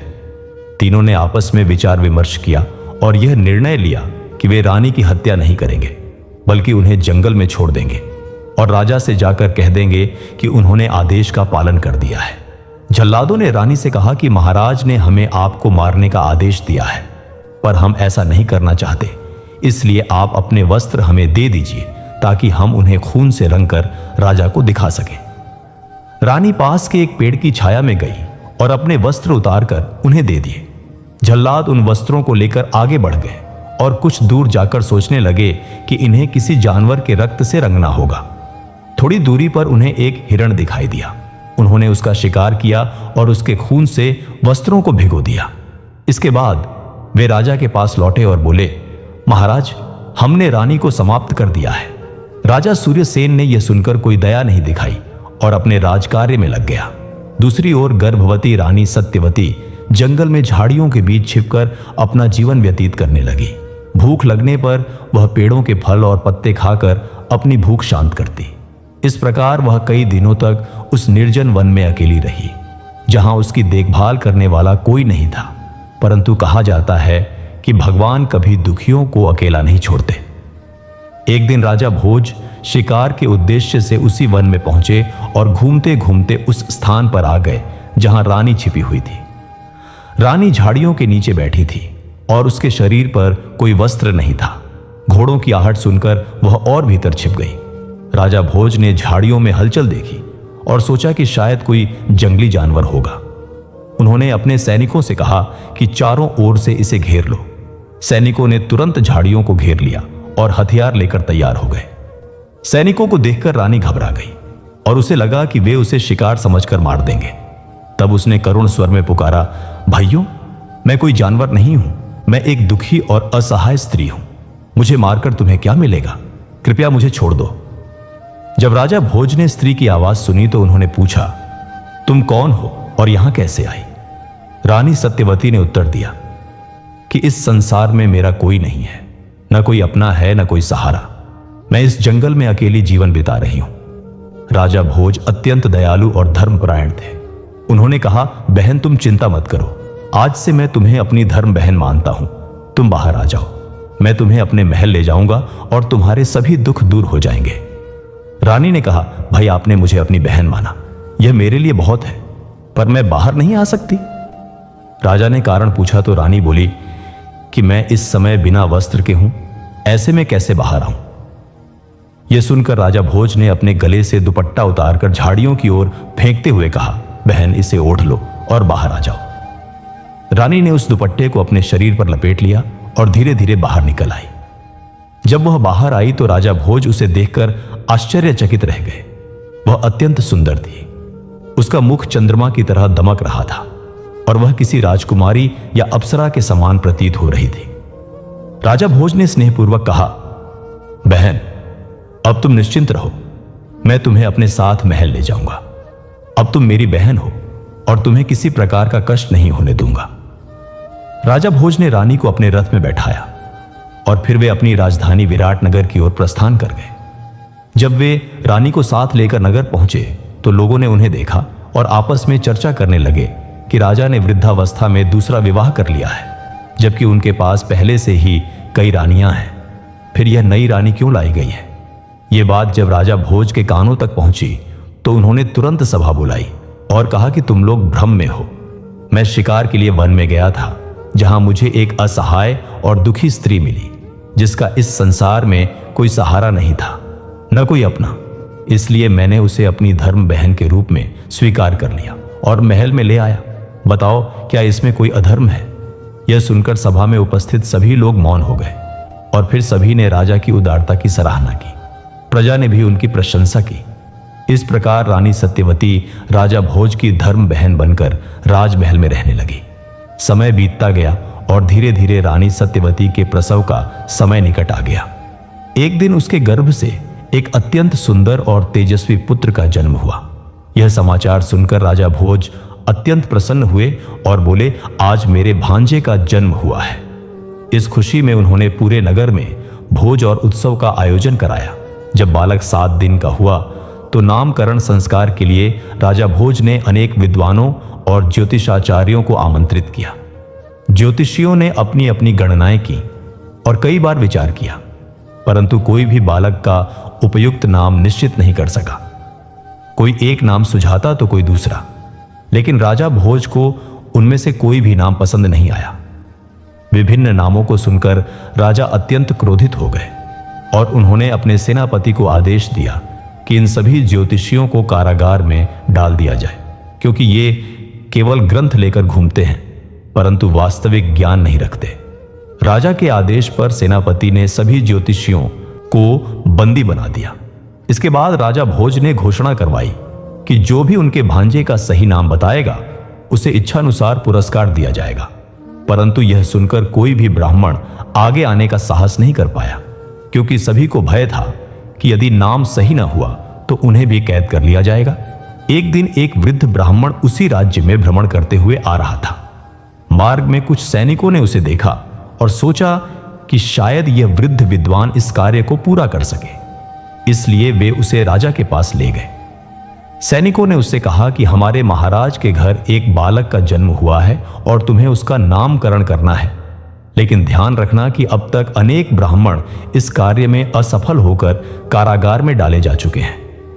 वृद्ध ब्राह्मण ने शांत स्वर में कहा कि वह प्रयास करेगा और वह सैनिकों के साथ राजमहल पहुंच गया। राजा भोज ने उसका आदर पूर्वक स्वागत किया, उसे आसन प्रदान किया और कहा, हे ब्राह्मण देव, हमारे यहां एक पुत्र का जन्म हुआ है, आपको उसका नामकरण करना है। वह वृद्ध अत्यंत ज्ञानी था। उसने अपनी पुस्तक खोली और ध्यानपूर्वक गणना की। फिर राजा से कहा कि मैं इस बालक का उचित नाम बता सकता हूं, परंतु पहले मेरी एक शर्त है कि जिन ब्राह्मणों को आपने कारागार में बंद किया है उन्हें तुरंत मुक्त करना होगा। राजा ने उसकी शर्त स्वीकार कर ली और कहा कि यदि तुम सही नाम बताओगे तो सभी को रिहा कर दिया जाएगा। तब उस वृद्ध ब्राह्मण ने प्रणाम किया और बालक की कुंडली और गुणों का गहन अध्ययन करके कहा कि यह बालक किसी अन्य राज्य में जन्म लेने वाला प्रतीत होता है, किंतु इसके भीतर राजसी गुण स्पष्ट झलकते हैं, अतः इसका नाम इंद्रजीत होना चाहिए। यह नाम सुनकर दरबार में उपस्थित सभी लोग प्रसन्न हो उठे और तालियां बजाने लगे। राजा भोज को भी यह नाम अत्यंत प्रिय लगा। तब उन्होंने आदेश दिया कि कारागार में बंद सभी ब्राह्मणों को तुरंत मुक्त कर दिया जाए। समय बीतने के साथ राजकुमार इंद्रजीत धीरे धीरे बड़ा होने लगा और 5 वर्ष की आयु में उसने राज परिवार के अनुरूप खेलकूद आरंभ कर दिए। वह अपने साथियों के साथ किले बनाकर उनकी रक्षा और आक्रमण का अभ्यास करता, घोड़े पर सवारी करता, तलवार चलाना सीखता और धनुष बाण का अभ्यास करता रहता। यह सब उसकी दिनचर्या का हिस्सा बन गया। राजा भोज अपने भांजे की योग्यता देखकर अत्यंत प्रसन्न होते और कहते कि यह बालक आगे चलकर महान वीर बनेगा। जब इंद्रजीत 7 वर्ष का हुआ तो वह अपने साथियों के साथ नगर के मुख्य चौराहे पर खेला करता था। उसी स्थान पर पानी भरने आने वाली स्त्रियां भी अपने घड़े रखकर विश्राम करती थीं। परंतु इंद्रजीत शरारती स्वभाव का था और खेल खेल में वह उन घड़ों पर तीर चला देता जिससे उनमें छेद हो जाता और पानी घर तक नहीं पहुंच पाता। राजकुमार होने के कारण कोई भी स्त्री उसे कुछ कहने का साहस नहीं करती थी और यह उसकी आदत बन गई कि जो भी पानी भरने आए उसके घड़े में तीर मारकर उसे खराब कर दे। पूरे नगर में हाहाकार मच गया क्योंकि किसी के घर तक पानी नहीं पहुंच रहा था। परेशान लोग राजा भोज के पास पहुंचे और बोले, महाराज, आपका भांजा नगर में अत्याचार कर रहा है। वह सबके घड़ों में छेद कर देता है जिससे हमें पानी नहीं मिल पाता। राजा भोज ने उनकी बात सुनकर कहा कि यह मेरा इकलौता भांजा है, मैं उसे कठोरता से नहीं डांट सकता, लेकिन मैं इसका उपाय करता हूं। उन्होंने आदेश दिया कि सबको पीतल के नए घड़े दिए जाएं ताकि उन पर तीर का असर न हो। नगरवासी पीतल के बर्तन लेकर पानी भरने लगे, पर उधर इंद्रजीत एक लोहार के पास पहुंचा और बोला कि मुझे ऐसे तीर बनाकर दो जो पीतल को भी भेद सके। लोहार ने कहा कि इसके लिए उसे 100 स्वर्ण मुद्राएं चाहिए। इंद्रजीत ने तुरंत स्वर्ण देकर कठोर धातु के तीर बनवा लिए। अगले दिन वह फिर चौराहे पर पहुंचा और उन पीतल के बर्तनों पर तीर चलाने लगा। अब उसके तीर इतने मजबूत थे कि पीतल के घड़ों में भी 2-2 छेद हो जाते और पानी घर पहुंचने से पहले ही बह जाता। नगरवासियों ने फिर जाकर राजा भोज से शिकायत की और कहा कि अब तो स्थिति और भी खराब हो गई है। पहले एक छेद होता था तो थोड़ा पानी बच जाता था, अब 2 छेद हो जाते हैं और एक बूंद भी नहीं बचती। राजा भोज ने कहा कि वह अपने भांजे को डांट नहीं सकते, परंतु समाधान अवश्य करेंगे। उन्होंने आदेश दिया कि कुएं के पास एक कारीगर बैठाया जाए जो टूटे बर्तनों को ठीक करता रहे। वह कारीगर रोज बर्तनों को जोड़ता और इंद्रजीत उन्हें फिर तोड़ देता। इस प्रकार उसकी शरारत बढ़ती ही गई। एक दिन ऐसा हुआ कि इंद्रजीत चौराहे पर नहीं गया और अपने मित्रों के साथ जंगल खेलने चला गया। वहां पहुंचकर उसने रेत पर एक किले का निर्माण किया। उसके बाहर पहरेदार खड़े किए और कुछ बालकों को उस पर आक्रमण करने का निर्देश दिया, जबकि वह स्वयं किले की रक्षा करने लगा। उसी समय एक सरदार वहां से गुजर रहा था जिसके साथ अनेक ऊंट और गाय थीं और वह राजाओं का सामान एक स्थान से दूसरे स्थान तक पहुंचाने का काम करता था। उसने बच्चों को खेलते देखा और कहा कि रास्ता छोड़ दो, लेकिन इंद्रजीत ने निडर होकर पूछा कि तुम कौन हो? क्या मेरे किले पर हमला करने आए हो? मैं इसकी रक्षा कर रहा हूं, अपने जानवर लेकर दूसरी ओर से जाओ। यह सुनकर सरदार को क्रोध आ गया और उसने कहा कि रास्ता छोड़ दो, पर राजकुमार अपनी जिद पर अड़ा रहा।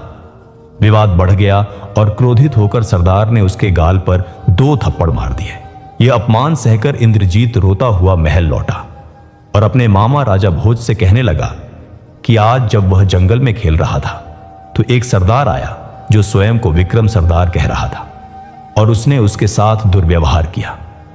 उसने मेरे बनाए हुए किले को नष्ट कर दिया और मुझे भी पीड़ा पहुंचाई। राजकुमार इंद्रजीत की यह बात सुनते ही राजा भोज क्रोध से भर उठे और बोले, पुत्र, तुम चिंता मत करो, जिसने तुम्हें चोट पहुंचाई है उसे मैं तुरंत दंड दूंगा। यह कहकर राजा भोज अपने कुछ सैनिकों के साथ निकल पड़े। उधर विक्रम सरदार अपने साथियों के साथ आगे बढ़ रहा था। राजा भोज ने वहां पहुंचते ही उसके कई आदमियों को मार गिराया। जब विक्रम सरदार को यह पता चला कि महाराज भोज ने आक्रमण कर दिया है तो वह घबरा उठा और सोचने लगा कि महाराज कोई साधारण व्यक्ति नहीं है, फिर उन्होंने हम पर हमला क्यों किया। तब वह हाथ जोड़कर और विनम्रता से राजा भोज के सामने आया और बोला, महाराज, आपने मेरे लोगों को क्यों मारा? इसका क्या कारण है?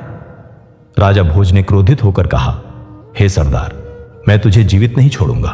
तूने मेरे भांजे को थप्पड़ मारे हैं जिसे मैंने बड़े प्रेम से पाला है और तूने उसका अपमान किया। यह सुनकर विक्रम सरदार तुरंत उनके चरणों में गिर पड़ा और बोला, महाराज, मुझसे भूल हो गई, कृपया मुझे क्षमा कर दीजिए। मुझे यह ध्यात नहीं था कि वह बालक आपका भांजा है। इसके बाद उसने 1 लाख स्वर्ण मुद्राएं राजा भोज को भेंट स्वरूप दी और क्षमा याचना की। राजा भोज ने वे स्वर्ण मुद्राएं स्वीकार कर उसे क्षमा कर दिया और प्रसन्न होकर उसे अपने दरबार में आमंत्रित किया। फिर उन्होंने अपने भांजे इंद्रजीत से उसका परिचय कराया। इस प्रकार विक्रम सरदार राजा भोज का अतिथि बनकर महल में रहने लगा। राजा भोज उसे अपने नगर का भ्रमण कराने लगे और धीरे धीरे दोनों के बीच मित्रता भी हो गई। कुछ दिन महल में रहने के बाद एक दिन विक्रम सरदार की दृष्टि रानी सत्यवती पर पड़ी। रानी अत्यंत सुंदर थी और उसे देखकर उसके मन में गलत विचार उत्पन्न हो गए। वह सोचने लगा कि यह स्त्री तो अत्यंत रूपवती है और मेरे योग्य पत्नी हो सकती है। तब उसने राजा भोज से पूछा, महाराज, यह स्त्री कौन है? राजा भोज ने उत्तर दिया कि यह हमारी बहन है और जिस बालक को तुमने मारा था वह इसी का पुत्र है। यह सुनकर सरदार ने कहा कि मुझे आपकी बहन से मिलकर अपनी भूल के लिए क्षमा मांगनी चाहिए। इसी बहाने वह रानी सत्यवती के पास गया और उनसे अपनी गलती के लिए क्षमा मांगने लगा, जबकि उसके मन में पहले से ही कपट भरा था। उसने एक बहुमूल्य नौलखा हार रानी को भेंट किया और कहा, जैसे आप महाराज की बहन हैं वैसे ही अब मेरी भी बहन हो। यह हार मैं आपको उपहार में दे रहा हूं। हार पाकर रानी प्रसन्न हुई और उसने सोचा कि जब यह उसे बहन मान रहा है तो उसे भी उसका आदर करना चाहिए। इसलिए उसने उसका सम्मान किया और उसे भोजन कराया। इस प्रकार विक्रम सरदार महल में कई दिनों तक ठहरा रहा। एक दिन उसने राजा भोज से कहा कि मैं आपकी बहन को अपनी बहन मानता हूं और उन्हें यहां रहते हुए काफी समय हो गया है। यदि आपकी अनुमति हो तो मैं इन्हें और मेरे भांजे इंद्रजीत को कुछ दिनों के लिए अपने नगर ले जाना चाहता हूं और फिर वापस छोड़ दूंगा। राजा भोज ने कहा कि इस विषय में निर्णय मेरी बहन का है। यदि वह तुम्हारे साथ जाना चाहे तो मैं उसे नहीं रोकूंगा, क्योंकि अब तुम भी उसके भाई हो। तब विक्रम सरदार ने रानी सत्यवती से कहा, बहन, तुम मेरे नगर भी चलो और कुछ दिन वहां बिताओ। रानी थोड़ी देर विचार में पड़ी, पर उसके बार बार आग्रह करने पर उसने सोचा कि जाना उचित होगा। उसे यह झात नहीं था कि सरदार के मन में छल है। उसने राजा भोज से अनुमति मांगी और कहा, भैया, मुझे यहां रहते हुए कई दिन हो गए हैं। यदि आप अनुमति दें तो मैं भाई विक्रम के साथ उसके नगर जाना चाहती हूं। राजा भोज ने भी सहमति दे दी और कहा कि जब भाई बहन का संबंध बन जाता है तो आना जाना स्वाभाविक है। इस प्रकार राजा भोज ने विश्वास करके अपनी बहन सत्यवती को विक्रम सरदार के साथ भेज दिया और तुरंत एक पालकी की व्यवस्था की गई, जिसमें बैठकर रानी सत्यवती विक्रम के साथ उसके नगर की ओर चल पड़ी। किंतु विक्रम सरदार मन ही मन कपट भरी योजना बना रहा था कि अभी तो मैं इसे बहन कहकर साथ ले जा रहा हूं, पर अपने नगर पहुंचकर इसे अपनी पत्नी बना लूंगा। उसने अपने साथियों को आदेश दिया कि आज ही संध्या तक हमें राजा भोज के राज्य की सीमा पार करनी है, इसलिए तेजी से आगे बढ़ो। सभी लोग शीघ्रता से चलते हुए दिन भर में सीमा के बाहर निकल गए। दूसरे राज्य में पहुंचकर जब रात्रि हुई तो सरदार ने अपना शिविर लगवाया। एक तंबू रानी सत्यवती के लिए और दूसरा तंबू राजकुमार इंद्रजीत के लिए तैयार किया गया। आधी रात के समय रानी की सुंदरता का विचार विक्रम सरदार के मन को विचलित करने लगा और वह चुपचाप उठकर रानी के तंबू में प्रवेश कर गया। आहट सुनकर रानी की नींद खुल गई और उन्होंने देखा कि सरदार कुटिल दृष्टि से उन्हें देख रहा है। रानी घबरा गई और बोली, भैया, आप इस समय यहां कैसे आए? यह सुनकर सरदार हंस पड़ा और बोला, अब मुझे भाई कहना छोड़ दो, आज से तुम मेरी पत्नी बनोगी। यह सुनते ही रानी स्तब्ध रह गई और समझ गई कि सरदार की नीयत पहले से ही दूषित थी। उसने कहा, जब से मैंने तुम्हें देखा है तब से तुम्हारे रूप का दीवाना हो गया हूं और इसी कारण तुम्हें बहाने से यहां लाया हूं। अब तुम मेरे महल की रानी बनोगी। सरदार की यह बात सुनकर रानी का क्रोध भड़क उठा और उन्होंने तुरंत खंजर निकालकर कठोर स्वर में कहा, यदि तूने मेरे साथ कोई अनुचित व्यवहार किया तो मैं तुझे मार डालूंगी और स्वयं भी प्राण त्याग दूंगी। मेरे भाई ने तुझ पर विश्वास किया और यही उसकी भूल थी। जैसे पानी में दूध मिलाने से मिठास नहीं आती, वैसे ही दिखावे से संबंध नहीं बनते। रानी के इस रूप को देखकर सरदार भयभीत हो गया और बोला, यदि तुम मेरी बात नहीं मानोगी तो मैं तुम्हें कारागार में डाल दूंगा और जीवन भर कैद में रखूंगा। रानी ने शांत स्वर में उत्तर दिया कि तेरी कोई भी सजा मैं सह सकती हूं, पर तेरी पत्नी बनना कभी स्वीकार नहीं करूंगी। दोनों के बीच कुछ समय तक विवाद चलता रहा, पर रानी अपने निर्णय पर अड़िग रही। भोर होते ही क्रोधित सरदार अपने तंबू में लौटा और अपने सेवकों को आदेश दिया कि सब तैयारी कर ली जाए और तुरंत प्रस्थान किया जाए। दिन भर की यात्रा के बाद वे उसके नगर पहुंचे, जहां उसका भवन भी राजमहल जैसा भव्य था वहां उसने रानी सत्यवती को कैदियों के स्थान पर रख दिया और उससे कठोर परिश्रम करवाने लगा। दूसरी ओर उसके पुत्र इंद्रजीत को भी कठिन कार्यों में लगाया गया और उसे पशु चराने भेजा जाने लगा। अब इंद्रजीत 13 वर्ष का हो चुका था और उसके भीतर भी क्रोध बढ़ने लगा था, पर वह धैर्य रखकर उचित समय की प्रतीक्षा कर रहा था। उधर सरदार भी सोच रहा था कि यह बालक बड़ा होकर उसके लिए खतरा बन सकता है, इसलिए उसने एक योजना बनाई। एक दिन उसने इंद्रजीत को बुलाकर कहा कि आज मेरे साथ भोजन करो, मैं स्वयं तुम्हें स्वादिष्ट भोजन खिलाऊंगा। इंद्रजीत ने सोचा कि आज वह प्रसन्न है, पर उसे यह ध्यात नहीं था कि उसके मन में छल छिपा है। सरदार ने भोजन में विष मिला दिया और उसे परोस दिया। भोजन करते ही इंद्रजीत अचेत होकर गिर पड़ा। तब सरदार ने उसके हाथ पांव बांध दिए, मुंह पर कपड़ा बांधा और उसे घोड़े पर रखकर जंगल की ओर ले गया। वहां एक कुआं था जिसमें जल भरा हुआ था। उसने बेहोशी की अवस्था में इंद्रजीत को उसी कुएं में फेंक दिया। कहा जाता है कि विष के प्रभाव से बालक का जीवन समाप्त हो गया और उसका शरीर जल में समा गया। इधर रानी सत्यवती पर अत्याचार बढ़ते गए और वह दिन रात कठिन परिश्रम करते हुए अत्यंत दुखद स्थिति में जीवन व्यतीत करने लगी। उसकी दशा दयनीय हो गई और वह निरंतर भगवान से प्रार्थना करती रहती। जिस कुएं में इंद्रजीत का शरीर पड़ा था, उसके समीप एक अद्भुत और रहस्यमय महल था, जिसमें एक इच्छाधारी नाग अपनी सुंदर पुत्री के साथ निवास करता था। उस कन्या का नाम राजेश्वरी था और एक दिन वह अपने महल से बाहर घूमने के लिए निकली। उधर उसका पिता नाग किसी कारणवश बाहर गया हुआ था।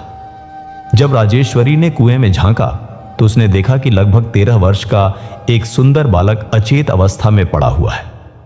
उस दृश्य को देखकर वह व्याकुल हो उठी और सोचने लगी कि आखिर किस निर्दयी ने इस निष्पाप बालक को मारकर यहां फेंक दिया होगा। वह तुरंत उसे कुएं से बाहर निकालकर अपने महल में ले आई और एक स्थान पर लिटा दिया। इतने में उसका पिता नाग वापस आ गया और पूछने लगा कि पुत्री, यह किसे ले आई हो? राजेश्वरी ने कहा, पिताश्री, मुझे नहीं पता यह कौन है। यह कुएं में मृत अवस्था में पड़ा था, इसलिए मैं इसे यहां ले आई हूं। नाग ने जब उसके चेहरे से कपड़ा हटाया तो वह उसकी सुंदरता देखकर आश्चर्य में पड़ गया और सोचने लगा कि इतना आकर्षक बालक किस दुष्ट के कारण मारा गया होगा।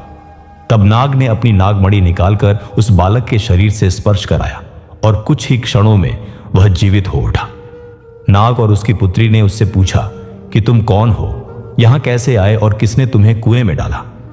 पर उस समय इंद्रजीत अपनी स्मृति खो चुका था और उसने कहा कि उसे कुछ भी याद नहीं है।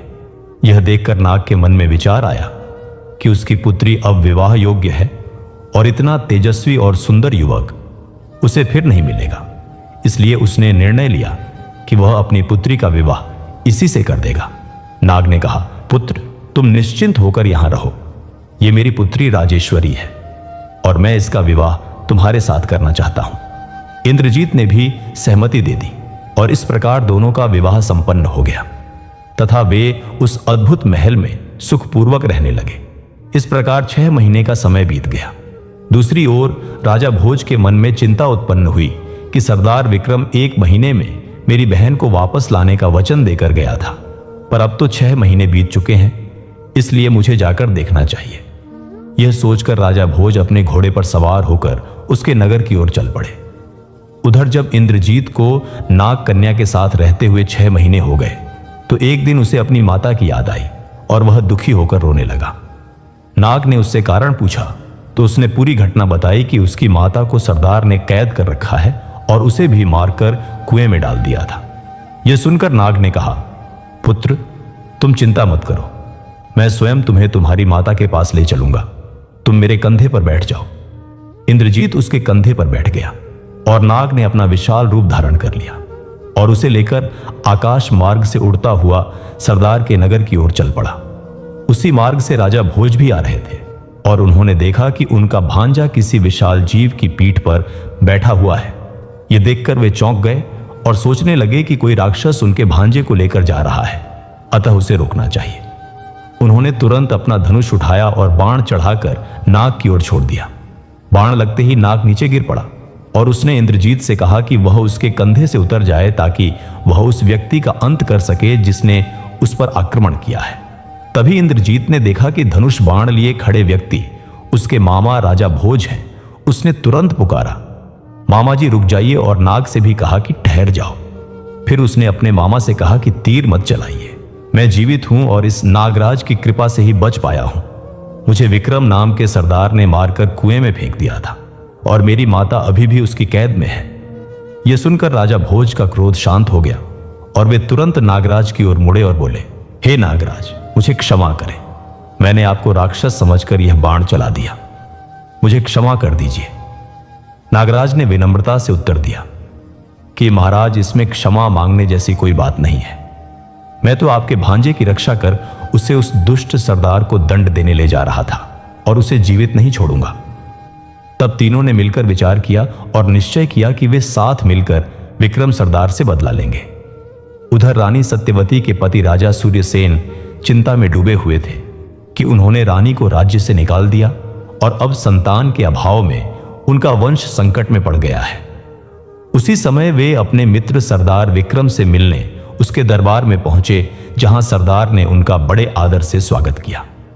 सरदार विक्रम को यह झात नहीं था कि जिस स्त्री को उसने बंदी बना रखा है वही राजा सूर्यसेन की पत्नी है, और स्वयं राजा सूर्यसेन भी इस सत्य से अनजान थे कि जिसे वे मृत समझ चुके थे वह जीवित है और उसी सरदार के यहां कैद है।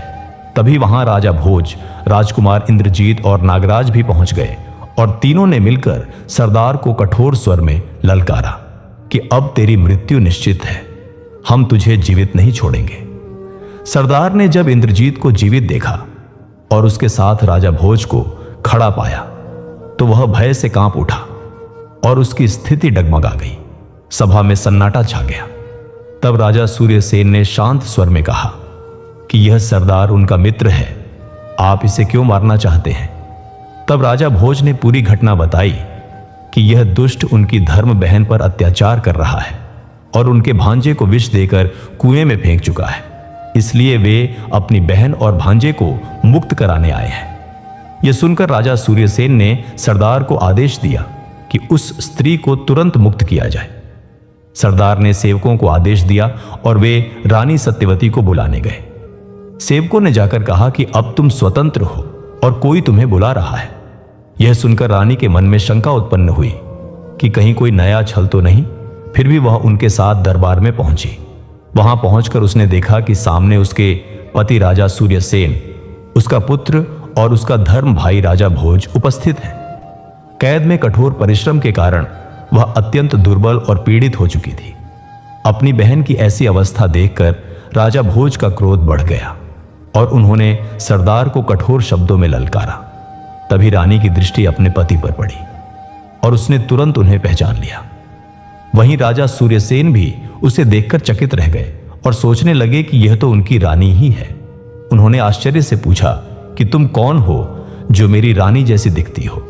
तब रानी सत्यवती ने कहा कि महाराज, क्या आप मुझे इतनी जल्दी भूल गए?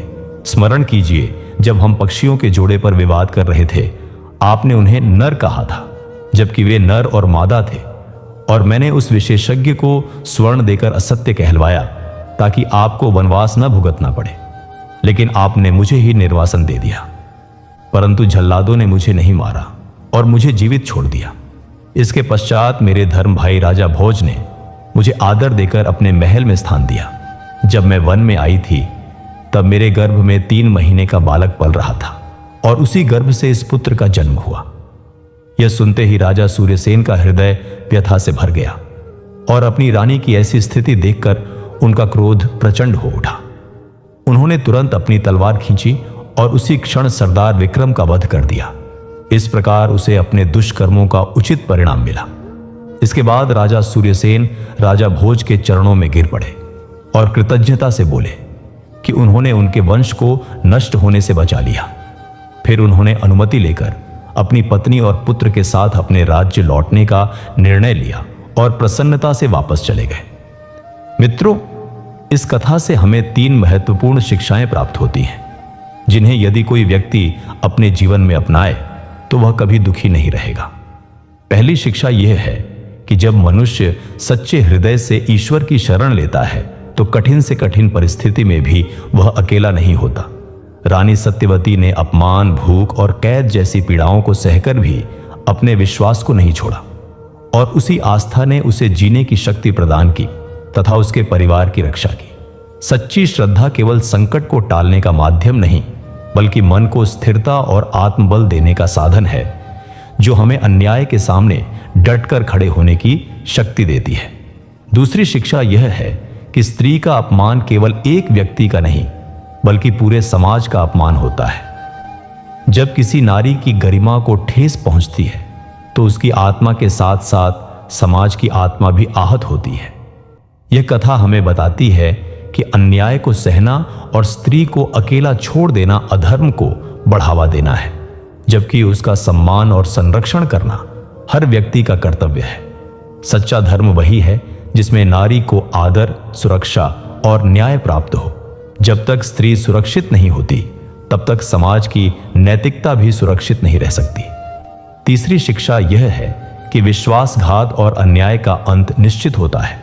सरदार विक्रम ने छल और अधर्म का मार्ग अपनाया, इसलिए उसका पतन हुआ। यह स्पष्ट करता है कि अधर्म चाहे कुछ समय के लिए प्रबल दिखाई दे, पर अंततः उसका विनाश अवश्य होता है। रानी सत्यवती और राजा सूर्यसेन ने अनेक कष्ट सहे, लेकिन उनके धैर्य और सत्य के कारण अंत में न्याय की विजय हुई। जब राजा भोज और सूर्यसेन ने धर्म के लिए कदम उठाया, तब यह सिद्ध हुआ कि न्याय तभी संभव है जब लोग अन्याय के विरुद्ध खड़े हों। यह कथा हमें यह भी सिखाती है कि हमें अपने भीतर छिपे लोभ, ईर्ष्या और कपट जैसे दोषों को पहचान कर त्यागना चाहिए और सदैव सत्य और धर्म का साथ देना चाहिए, क्योंकि सच्चा धर्म वही है जिसमें हम अन्याय का विरोध करें और पीड़ितों की रक्षा करें। यही आंतरिक शुद्धता और साहस समाज में वास्तविक न्याय की स्थापना करते हैं। नारी का अपमान समाज की आत्मा को आहत करता है, और जो व्यक्ति नारी का सम्मान करता है वही सच्चे धर्म का पालन करता है, चाहे परिस्थिति कितनी भी कठिन क्यों ना हो। सच्ची आस्था और भक्ति अंधकार को प्रकाश में बदल सकती है। नारी केवल घर की शोभा नहीं, बल्कि शक्ति का प्रतीक है। उसका अपमान विनाश को आमंत्रण देता है। नारी का सम्मान ही समाज का सम्मान है, और जहां नारी सुरक्षित होती है वहीं संतुलन बना रहता है। वह केवल एक व्यक्ति नहीं, बल्कि सृजन की मूल चेतना है। उसके आंसू मानवता को झकझोर देते हैं, और उसका सम्मान करना धर्म ही नहीं, बल्कि मानवता की पहली पहचान है। अधर्म चाहे कितना भी ऊंचा उठ जाए, अंततः उसका पतन निश्चित है। अन्याय के सामने मौन रहना भी पाप के समान है। सच्चा धर्म वही है जो निर्बलों की रक्षा करे और सत्य को स्थापित करे। न्याय तब तक जीवित रहता है जब तक लोग अन्याय से डरते नहीं। धैर्य वह शक्ति है जो टूटे हुए व्यक्ति को फिर से खड़ा कर देती है। संकट हमें कमजोर नहीं बनाता, बल्कि हमारे भीतर छिपे साहस को जागृत करता है। सच्चा धर्म बाहरी आडंबर में नहीं, बल्कि हमारे कर्म और निर्णयों में होता है। सत्य और विश्वास का मार्ग कठिन अवश्य हो सकता है, लेकिन उसका परिणाम सदैव उज्जवल होता है। जब मन शुद्ध और उद्देश्य धर्मपूर्ण होता है, तो संपूर्ण सृष्टि भी उसका साथ देती है। मित्रों, भगवान श्री कृष्ण कहते हैं, रिश्तों के जाल से निकलना आसान नहीं होता, खासकर जब चोट देने वाले अपने ही हों। जब साथ देने वाला कोई नहीं होता, तब इंसान अकेले जीना सीख जाता है, और फिर वह अकेलापन अजनबी नहीं लगता। ना किसी के आने की खुशी रहती है और ना किसी के जाने का डर। यादें लोगों से ज्यादा जीवित रहती हैं, क्योंकि इंसान खत्म हो जाता है, लेकिन यादें नहीं। इसलिए अकेलापन झूठे लोगों और झूठे वादों से बेहतर है। मैंने किसी को परखा नहीं, जितना प्रेम दिया उतना कभी वापस नहीं मिला। शायद मेरी फितरत ही ऐसी है कि मेरी कमी किसी को महसूस नहीं होती। इस दुनिया में सबसे कीमती चीज भरोसा है, जिसे बनाने में समय लगता है और टूटने में पल भर। गलत फहमी रखना गलती करने से भी ज्यादा खतरनाक होता है। भाषा एक ऐसा आवरण है जिसे अगर सलीके से ना पहना जाए तो पूरा व्यक्तित्व नग्न हो जाता है। रिश्तों को निभाने के लिए भावना चाहिए, सिर्फ संभावना नहीं। दुनिया का नियम भी अजीब है। जीवित लोगों को चुप करा दिया जाता है और मृतकों से पूछा जाता है कि बोले क्यों नहीं। कठिन समय में अगर कोई आकर कह दे कि मैं तुम्हारे साथ हूं, तो यही शब्द सबसे बड़ी राहत बन जाते हैं। इंसान भी अजीब है कि अंतिम यात्रा में भी दूसरों के सहारे चलता है। समय का पहिया बहुत तेजी से घूमता है, इसलिए ना सम्मान का घमंड करना चाहिए और ना धन का। अब वह दौर नहीं रहा जब भावनाओं में बहा जाता था। अब वही टिकता है जो समझदारी से जीना जानता है। सफलता की तालियों से ज्यादा ताकत उस साथ में होती है जो मुश्किल समय में किसी ने दिया हो। दर्द सिर्फ पीड़ा नहीं देता बल्कि हिम्मत भी सिखाता है, और मजबूत बनने के लिए कई बार गिरना भी जरूरी होता है। खुद को सुधारने का सबसे सही तरीका है अपने अंदर झांकना। इंसान को अपनी हद में रहकर ही सुकून मिलता है, क्योंकि वहीं असली स्थिरता होती है। उम्र के उस पड़ाव पर जब सांसें धीमी होने लगती हैं, तब इच्छाएं कम हो जाती हैं और शांति की तलाश बढ़ जाती है। रिश्ते प्यास जैसे होते हैं, जिनमें परवाह और भरोसे की कई परतें होती हैं, और जब कोई अपना इन्हें चोट पहुंचाता है तो आंखें नम हो ही जाती हैं। महानता पद से नहीं बल्कि संस्कारों से आती है। चेहरा पहचान देता है, लेकिन असली पहचान चरित्र से होती है। इसलिए रूप नहीं गुण देखो। घमंड किस बात का करना, क्योंकि एक रात ऐसी भी आएगी जिसके बाद कोई सुबह नहीं होगी। जिंदगी सस्ती है, लेकिन उसे जीने का तरीका बहुत कीमती होता है। जीवन की लंबाई नहीं बल्कि उसकी गहराई महत्वपूर्ण होती है। इंसान समय उसी को देता है जिसे वह देना चाहता है। बाकी सब बहाने होते हैं। हालात कर्म और धर्म के अनुसार बदलते रहते हैं। ईश्वर का संकेत यही है कि हम इस दुनिया में मेहमान हैं, मालिक नहीं। जिस जीवन में परीक्षाएं नहीं आती वह अधूरा होता है। हमेशा याद रखना कि वे सपने जिनके लिए अपनों को धोखा देना पड़े कभी सच्चे नहीं होते। एक गलती अनुभव बढ़ाती है और अनुभव भविष्य की गलतियों को घटाता है। कुछ लोग दोस्ती का अर्थ बदल देते हैं, जबकि कुछ की दोस्ती पूरी जिंदगी बदल देती है। दुनिया को दोष देने से अच्छा है खुद को सुधारना। जैसे पैरों को गंदगी से बचाने के लिए जूते पहनते हैं, पूरे शहर में कालीन नहीं बिछाते, वैसे ही खुद को बदलना चाहिए। याद रखना, टूटा हुआ विश्वास और बीता हुआ समय कभी लौटकर नहीं आता। इंसान मरने के बाद कुछ नहीं सोचता, लेकिन कई बार जीते जी भी वह चुप रहकर अंदर से मर जाता है। जो जवाब समय पर नहीं मिलते वे अपना महत्व खो देते हैं। दिल एक ही होता है तो उसे बार बार क्यों लगाया जाए। एक सच्चा प्रेम ही काफी है अगर उसे निभाया जाए। ऐसा जीवन जियो कि लोग तुम्हारे कर्मों की मिसाल दें। शब्द और चरित्र दोनों ही इंसान को अमर बना देते हैं। जिंदगी थोड़ा कम थकाए। मजबूर हूं पर कमजोर नहीं। कभी खुद को अकेला समझकर कमजोर मत पड़ो, बल्कि यह मानो कि तुम अकेले ही काफी हो। जिन रिश्तों में हर बात समझानी पड़े और सफाई देनी पड़े, वे रिश्ते नहीं बोझ बन जाते हैं। दुनिया में हजारों रिश्ते बनाओ, लेकिन एक ऐसा रिश्ता जरूर रखो जो तब साथ दे जब सब खिलाफ हों।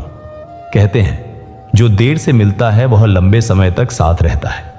बुरे समय में साथ छोड़ने वाले सिखा जाते हैं कि कोई भी रिश्ता हमेशा के लिए नहीं होता। किसी मूर्ख से बहस मत करो, क्योंकि लोग असली मूर्ख को पहचान नहीं पाएंगे। अगर कोई तुमसे जलता है तो यह उसकी कमजोरी नहीं बल्कि तुम्हारी काबिलियत का प्रमाण है। संतान के लिए पिता वहां भी झुक जाता है जहां वह खुद जाना पसंद नहीं करता। जो तुम सोचते हो वह संभव है।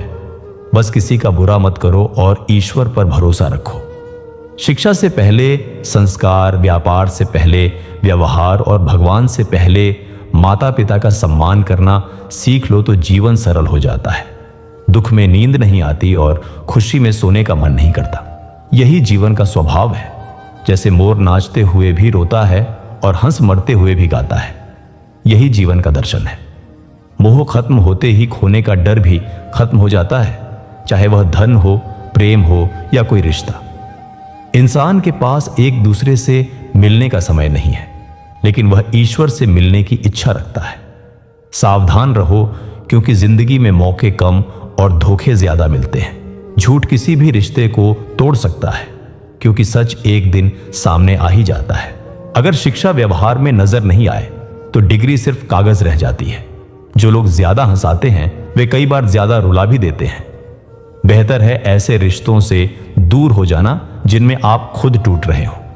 जितना गहरा रिश्ता होता है उतनी ही गहरी उम्मीद होती है और उतनी ही गहरी चोट भी लगती है।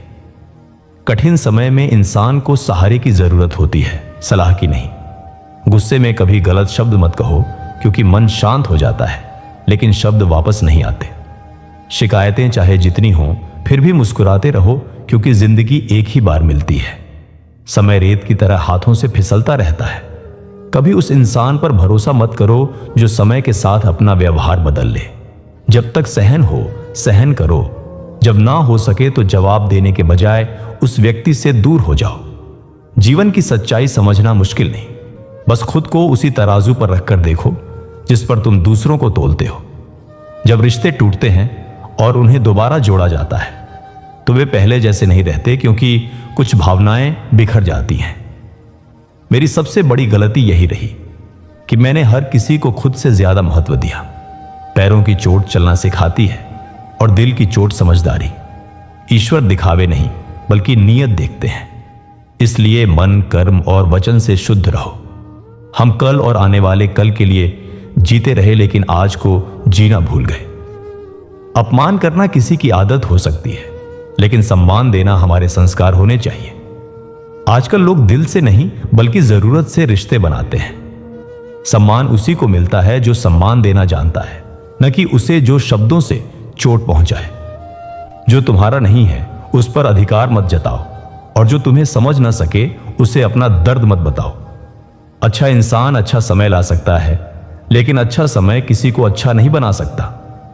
जो किस्मत को दोष देता है वह वहीं रह जाता है, और जो संघर्ष करता है वही आगे बढ़ता है। इंसान काम से नहीं बल्कि क्रोध और चिंता से ज्यादा थकता है। ना जाने कितने रिश्ते इस सोच में खत्म हो गए कि मैं ही सही हूं। अगर कोई तुम्हारे लिए दरवाजा बंद करे तो उसे याद दिलाओ कि कुंडी दोनों तरफ होती है। बीता हुआ समय लौटकर नहीं आता, लेकिन लोगों का व्यवहार हमेशा याद रह जाता है। सबसे सशक्त व्यक्ति को भी कभी ना कभी सहारे की आवश्यकता पड़ती है।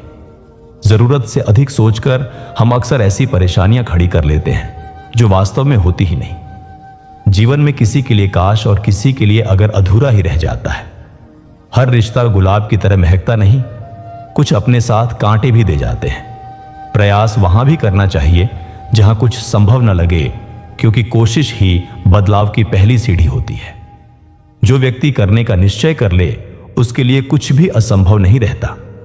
सत्य को अपने पास रखो, प्रेम को दूसरों में बांटो और दया सभी के लिए रखो। यही जीवन का सही सार है। जिंदगी बेहद सुंदर है, इसे बेकार की बहसों और झगड़ों में नष्ट मत करो। आजकल लोग खुश दिखने की दौड़ में हैं, जबकि असली खुशी खुद को बदलने से मिलती है, बदला लेने से नहीं। अगर तुम मुस्कुराकर देखोगे तो दुनिया भी मुस्कुराती नजर आएगी। जुड़ने के कारण ढूंढो, बिखरने के नहीं, क्योंकि जो हम दूसरों को देते हैं वही लौटकर हमारे पास आता है, चाहे वह सम्मान हो, प्रेम हो या छल। जीवन में वैसी ही उदारता रखो जैसी हम ईश्वर से अपने लिए चाहते हैं। किसी को न पाना जीवन का अंत नहीं, लेकिन किसी को पाकर खो देना दिल को तोड़ देता है। प्रेम किसी तूफान से कम नहीं होता जो इंसान की नींव हिला देता है। जो व्यक्ति अपनी आलोचना सह लेता है वही सच्चा विजेता होता है। बिना सोचे जो हो जाए वही सच्चा प्रेम है। सोच समझकर किया गया प्रेम सिर्फ एक दिखावा होता है। बहस से कभी किसी का भला नहीं हुआ, इसलिए जहां जरूरी ना हो वहां मौन रहना ही बेहतर है। अनुभव यही सिखाता है कि चुप रहना ठीक है, क्योंकि शब्द लोगों को जल्दी आहत कर देते हैं। असल में ऊंचाई नहीं बल्कि विनम्रता इंसान को महान बनाती है। कुछ लोग खुशबू से नहीं बल्कि अपने व्यक्तित्व से महकते हैं। कई बार ठोकरें ही हमें सही रास्ता दिखाती हैं, इसलिए उन पलों की भी कदर करो जो हमें चोट देते हैं। एक छोटा सा दीपक पूरी रात अंधेरे से लड़ता है तो सोचो, तुम तो ईश्वर की बनाई शक्ति हो, फिर डर कैसा। सत्य के मार्ग पर चलने का लाभ यह है कि वहां भीड़ नहीं होती। झूठ, लालच और धोखे से दूर रहो, क्योंकि सच्चाई आज भी स्पष्ट होती है। समय सब कुछ बहा ले जाता है, नाम, पहचान और उपकार भी। कुछ लोग हमारे साथ बने रहते हैं और कुछ अपने अहंकार में खो जाते हैं। रिश्ते बदलते हैं, दोस्त बदलते हैं और सब कुछ बदलता रहता है। केवल समय ही सच्चा साथी है जो कभी धोखा नहीं देता। किसी का साधारण घर देखकर रिश्ता मत तोड़ो, क्योंकि मिट्टी की मजबूती संगमरमर से भी अधिक होती है। मुझे मेरे माता पिता ने सिखाया कि चीजें छीनी जा सकती हैं, लेकिन भाग्य नहीं। कर्म का फल हर किसी को कभी ना कभी जरूर मिलता है। जैसे बछड़ा सैकड़ों गायों में अपनी मां को ढूंढ लेता है। मेरी जिंदगी की 3 बड़ी भूलें थीं। हर किसी पर जल्दी भरोसा करना, सबकी खुद से ज्यादा चिंता करना और किसी को धोखा ना देना। लेकिन इन्हीं से जीवन का असली ज्ञान मिला। जिस पर भरोसा किया वही दूर चला गया। इंसान की कीमत इस बात से नहीं होती कि वह क्या है, बल्कि इससे होती है कि वह क्या बन सकता है। किसी का साथ देना सीखो, क्योंकि धोखा देना तो आज आम बात हो गई है। चिंता और तनाव को छोड़ दो और जिन्होंने तुम्हारी कद्र नहीं की उन्हें महत्व देना भी छोड़ दो। इंसान उसी की बात चुपचाप सुनता है जिसे खोने का डर उसे सबसे ज्यादा होता है। कमाने वाला जानता है कि धन कैसे आता है, जबकि खाली बैठे लोग उसे तुच्छ समझते हैं। जब नाखून बढ़ते हैं तो नाखून काटे जाते हैं, उंगलियां नहीं। इसलिए रिश्तों में दरार आए तो उसे ठीक करो, रिश्ता मत तोड़ो। मित्रों, अगर आज की कहानी आपको पसंद आई हो और आपको इसमें कोई प्रेरणा या अच्छी सीख मिली हो तो इस वीडियो को लाइक करना बिल्कुल भी ना भूलें। आपका एक लाइक हमें यह महसूस कराता है कि हमारा प्रयास आप सभी तक सही तरीके से पहुंच रहा है और इसमें हमें और भी बेहतर और प्रेरणादायक कथाएं आपके लिए प्रस्तुत करने की प्रेरणा मिलती रहेगी। यदि आप चाहते हैं कि आगे भी आपको ऐसी ही आध्यात्मिक और ज्ञान से भरपूर कहानियां लगातार मिलती रहे तो हमारे चैनल सत्य साधना को अभी सब्सक्राइब कर लीजिए। साथ ही बेल आइकन जरूर दबा दीजिए ताकि जब भी हम कोई नई कथा या प्रेरणादायक वीडियो लेकर आएं उसका नोटिफिकेशन सबसे पहले आपको ही मिले। मित्रों, यदि आप इस कहानी में बताई गई सीख को अपने जीवन में अपनाने का निश्चय करते हैं तो कमेंट बॉक्स में श्रद्धा के साथ लिखे जय श्री कृष्णा और राधे राधे। आपका यह छोटा सा कमेंट आपके जीवन में सकारात्मक और अच्छे विचार की शुरुआत बन सकता है। धन्यवाद।